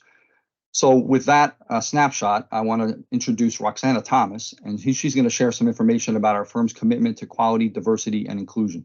So thank you for your time. Appreciate it. Hi, and good morning to everyone. First, I just want to thank WMATA for organizing this event, and also welcome to all of our potential partnering firms in our upcoming projects. My name is Roxana Thomas, and I am the Equality, Diversity, and Inclusion Manager for Mott MacDonald North America. I oversee all of our programming as it relates to diversity, both internally and externally for the company. So at Mott MacDonald, Equality, Diversity, and Inclusion has a company-wide approach, and we have 3 primary focuses. So firstly, of course, our diversity in terms of our workforce. That's all the internal facing programming. So that means our recruitment, retention, professional development, succession planning, and also employee engagement. As it relates to our employee engagement, we use various means, but one of the primary functions is our Equality, Diversity, and Inclusion Committee, which supports our advancing groups. So within the company, we have race and culture, gender, LGBTQ+, accessibility and inclusion, military status, veterans, as well as parents and caregivers. We have the second part is diversity as it relates to our business partners. I'll go into more detail about that. And thirdly, advancing inclusion within our community. So as you heard Eric mention earlier, at our core, we consider social outcomes in everything we do. So as a natural extension of that, we are always examining our connection and our impact to the communities, particularly where our projects are located. To give an example, our employees take very seriously our corporate social responsibility charges. So we support STEM-focused programming. Literally yesterday, I spent my afternoon at a local STEM high school with high school students who are interested in learning more about the engineering field. And the reason why we take that seriously is because not only are we thinking about the front end diversity, of the engineering industry, but also how we can feed that pipeline. So one of the examples of our corporate social responsibility components is focusing on commonly underrepresented groups and within the STEM industry, as well as promoting their exposure to engineering as a whole. So as it relates to our diversity for business partners, we focus on three main components. First and foremost, we always aim to go beyond compliance. I'll start with the fact that at every single project, we examine how to include diverse businesses. And when we say diverse, we mean minority-owned, women-owned, service-disabled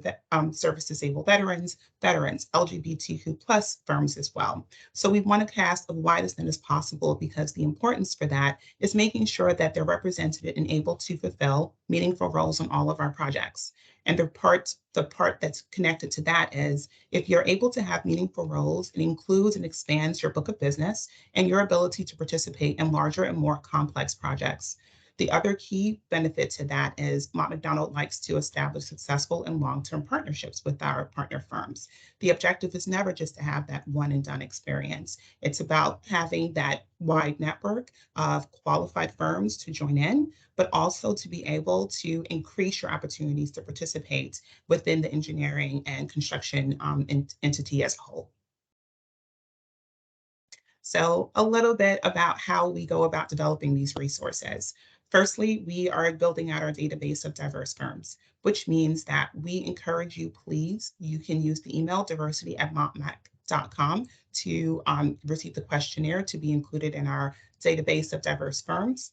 We also look for partnerships and direct engagement through our industry organizations. We participate and we also host outreach events. So our outreach events are sometimes virtual and sometimes they're in person. So if you're not locally based, depending upon whether or not it's a virtual event that's being hosted, you'll still have an opportunity to network with us. We use those events for two main purposes. Sometimes they're directed specifically to a particular project that we're pursuing, and we want to get a touch of what local businesses might be suitable partners to bring onto the project.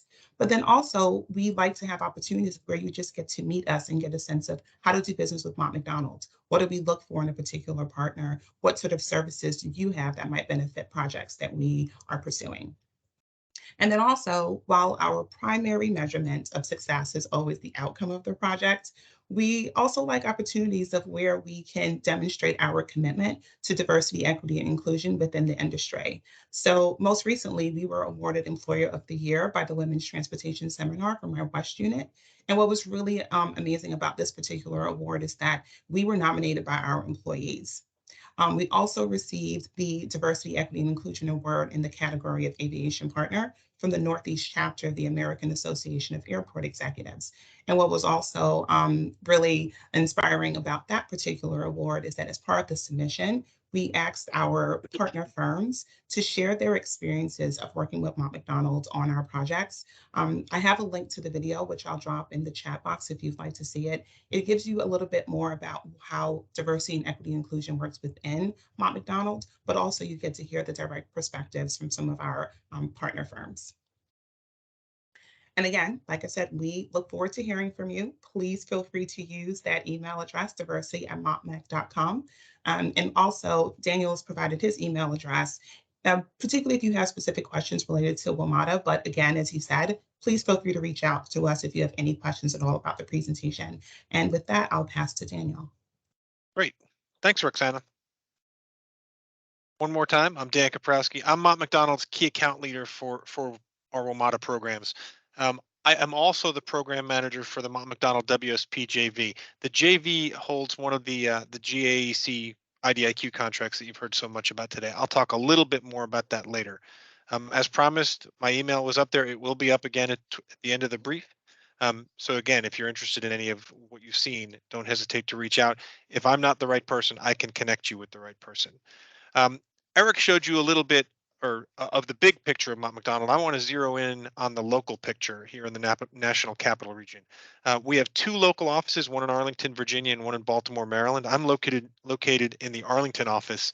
That's the larger of our two. We're right outside the Ballston Metro. So if you're familiar with the area, that provides us with really easy access to and from pretty much all areas of the DMV. Our Baltimore office is smaller. We're actually preparing to move it to be closer to BWI.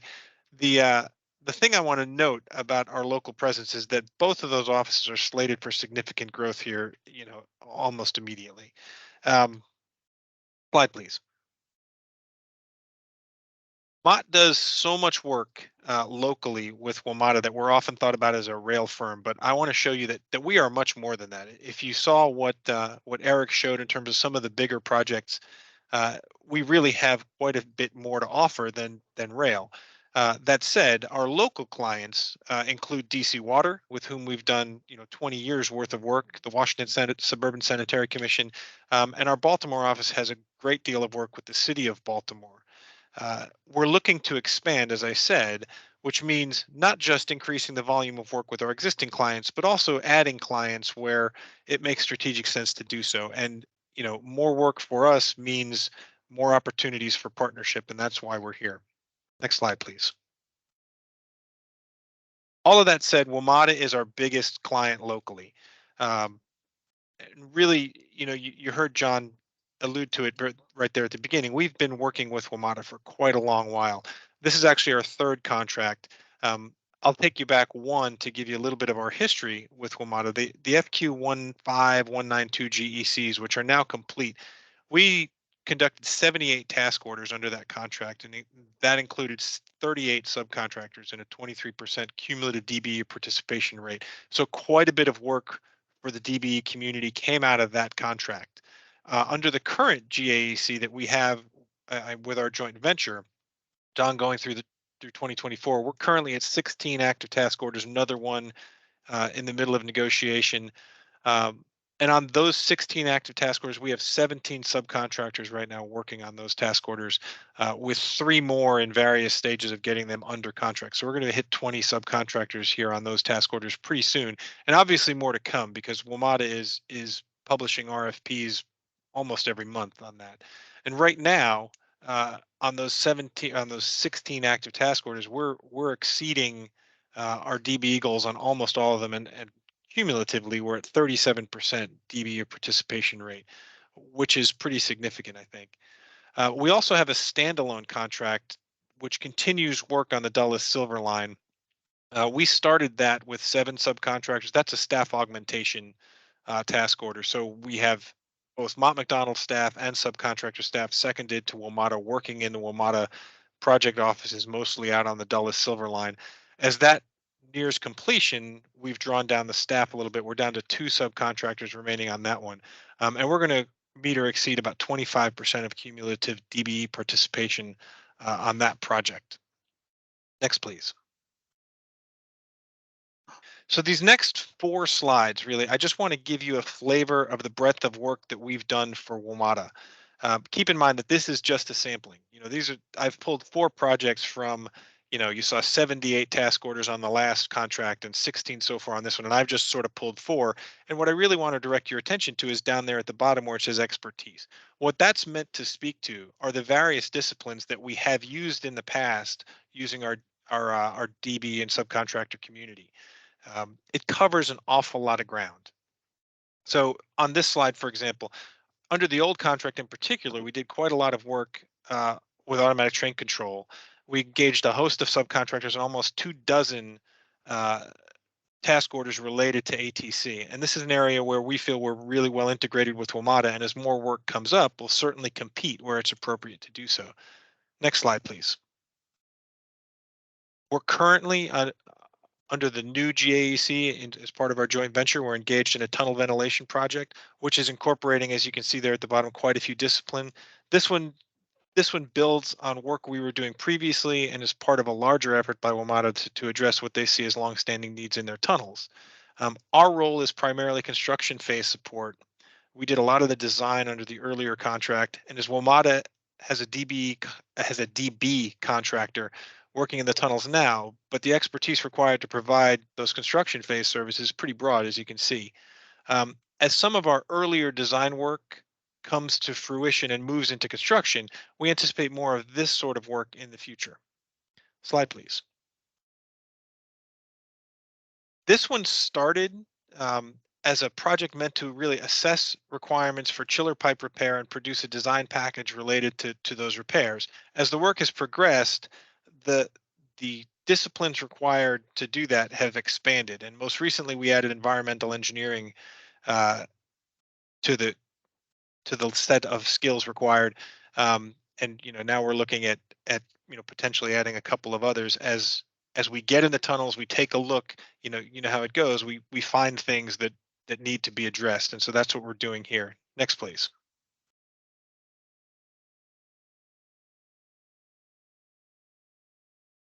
Either I have a lag or is Dulles up? Yes. Okay, so if that brings me to Dulles, and Dulles, like I said, this one is coming to a close, but we've been on it for several years, starting under the old contract, continuing under the new. And like I said, it's staff aug. Dulles is not alone in doing staff augmentation. WMATA requires, and there was a question on this earlier, so I'll just address it because we do a handful of task orders on that are staff augmentation. And for the sub-consulting community, what that can mean is, full-time work for specialized employees for a fair period of time. Our staff augmentees on the Dulles project have been full-time on Dulles for 3 to 5 years, most of them, and some of them even a bit longer than that. So that can be really interesting work. If you look at the number of things we've done on the Silver Line and the variety of work that we've done on the Silver Line, it's really been an interesting project for a lot of our people. If you live locally, you know all about the Silver Line. It's been in the news pretty regularly. Over the last couple of days, as WMATA has announced the return of the 7000 series cars to service, it looks like we may actually complete this project and have it open for revenue traffic in the next couple of months. So, we'll keep our fingers crossed. Next slide, please. So the upshot of all of that is that we're looking for teammates with a wide range of capabilities. If past is prologue, then the potential scope for the subcontracted community encompasses a long laundry list, kind of like you see here. The better picture we have of what your capabilities are, the better we're able to develop partnering arrangements for our projects, the better we're able to plan. So, when you get that vendor questionnaire, I would encourage you to fill it out and send it back. That's really how we can tap into what makes you, the firm that you are, and we subcontract because we're looking for something, right? So, next, please. Brings me to this. When we look for subcontracted partners, we're obviously looking for firms that give us something we wouldn't otherwise have. That can be a DBE certification by itself, or it can be a specific set of licenses or a niche capability, or just more of a specific engineering discipline than we have locally. But I encourage you to read this slide from left to right, at least to start with, because what we look for first and foremost is partners who do business the way we do business, which means that ethical business practices, fiscal responsibility, and safety are kind of fundamental to their corporate culture because they are to ours. Equally important is technical excellence. We take pride in delivering quality. We think it's something that sets us apart. We expect our teammates to do that as well. Obviously, we're subcontracting, like I said, because we need something. And WMATA, like most clients, requires a certain percentage of our work to be done by DBE firms. So that's a requirement. But then we look to find firms that give us something we don't have, or at least don't have locally. And I'll talk to that a little bit more in a second. We're looking for specific disciplines and a track record of producing high quality within those disciplines. So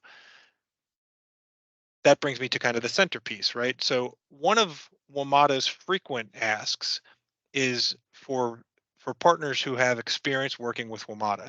And like any other client, WMATA develops relationships with people. And so to the extent that the client knows your firm and likes the work that you do, that benefits you and the team, and it can be a competitive advantage. But don't let that stop you.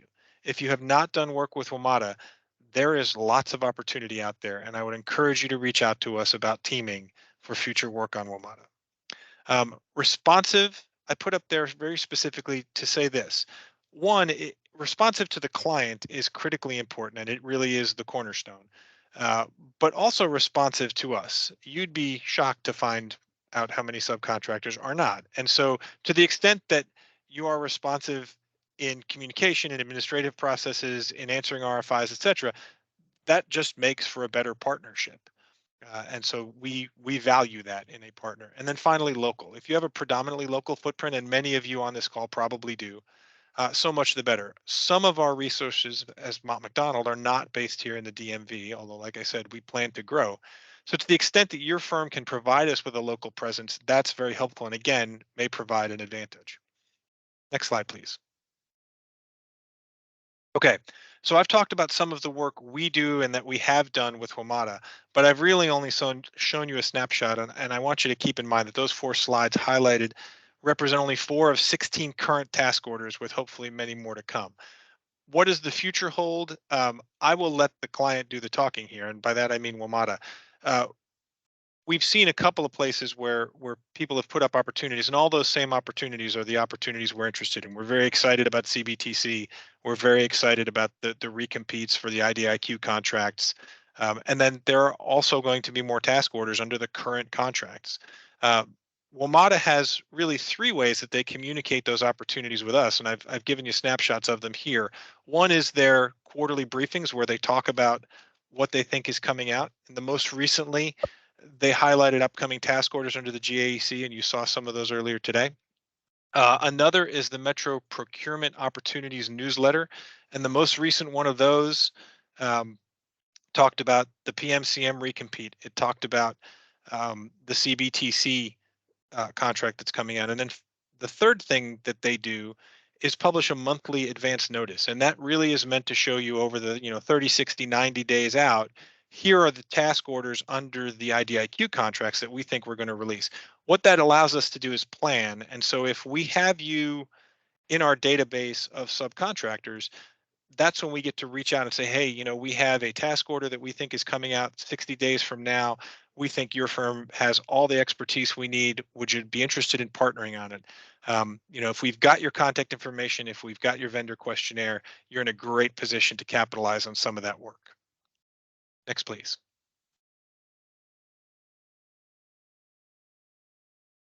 Okay, with that, that brings us to questions. We're complete with the brief. My contact info is up there. Roxana's contact info is up there. If you're interested in anything that you've seen here today, please don't hesitate to reach out. So, what are your questions?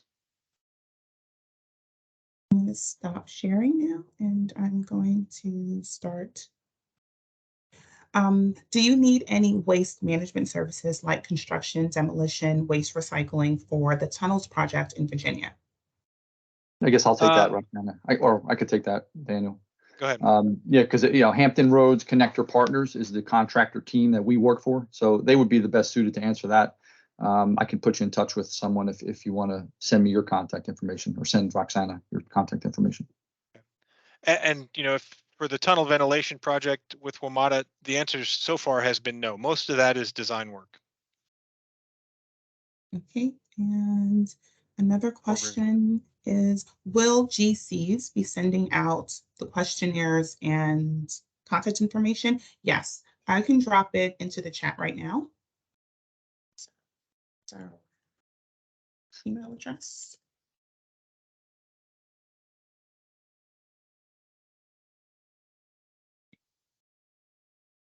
I will include Daniel's as well. Thank you.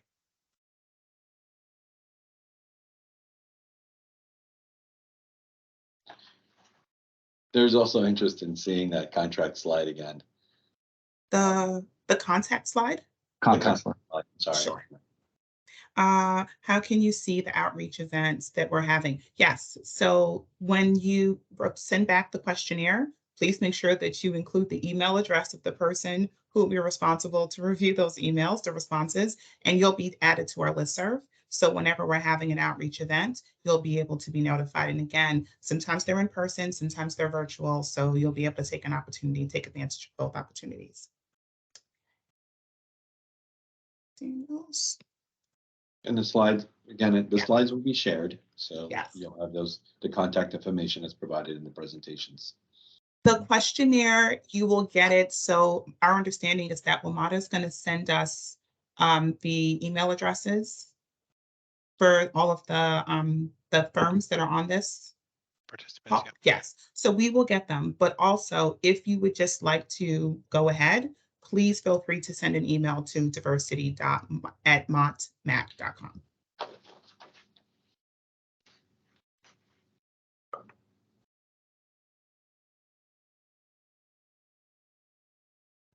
The questions? Would you need a mobile resource communication and connectivity solution dispatching and routing services? That really kind of depends on which task orders WMATA publishes. You know, if they send out an RFP for a task order that requires that, then yes. At the moment, thinking through our existing task orders, I don't think so.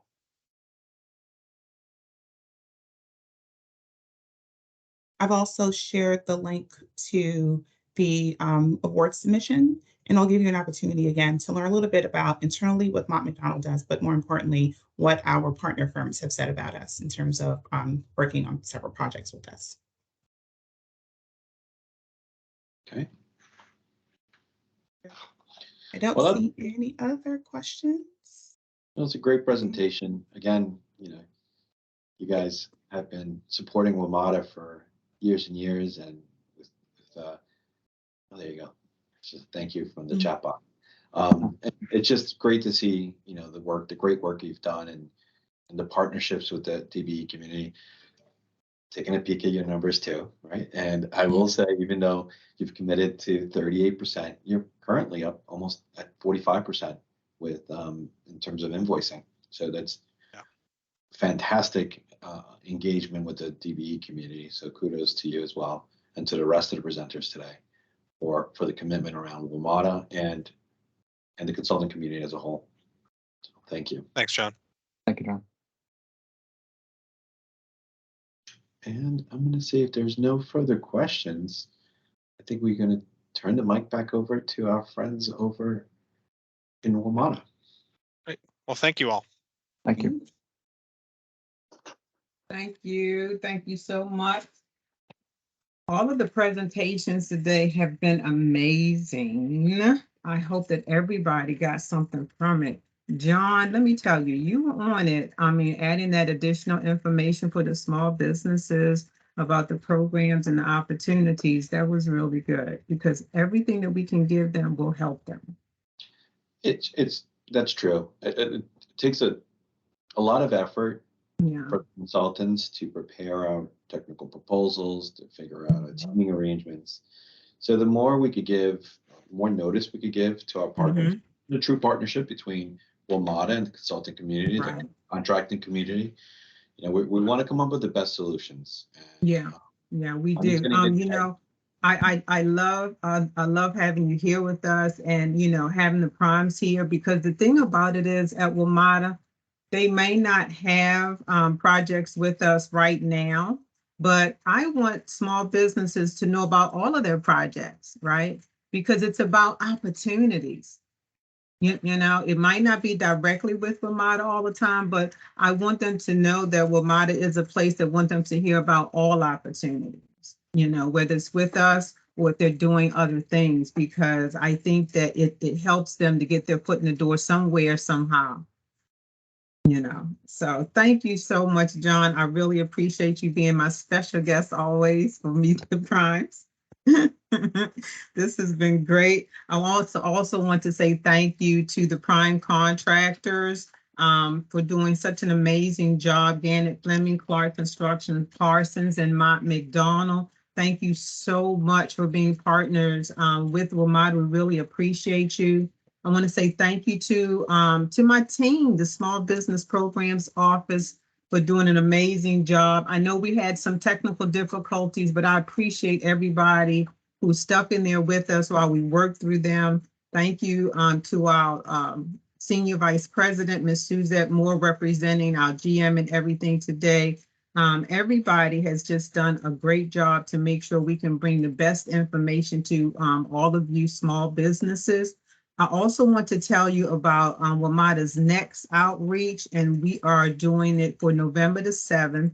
We are doing workshops with the SBA. It's being hosted by us, but we have a team coming in. Let me see, they will be presenting on how to do business with federal agencies. surety bond guarantees, and financial options for small businesses. So please tune in. The flyers and information, and are out on LinkedIn. They're on our sites and everything. So just please make sure that you register and be a part of that on November the 7th. Always remember, certification is the key to participation. We always look forward to your applications coming in and being submitted. I thank you again for always tuning in for these opportunities. Look for a lot of opportunities on WMATA's site that is coming out. As Ms. Moore mentioned, $2.2 billion was awarded the last fiscal year. So that's a lot of opportunities there. So thank you again. And I look forward to seeing you all on November the 7th. Have a great rest of your day. Take care.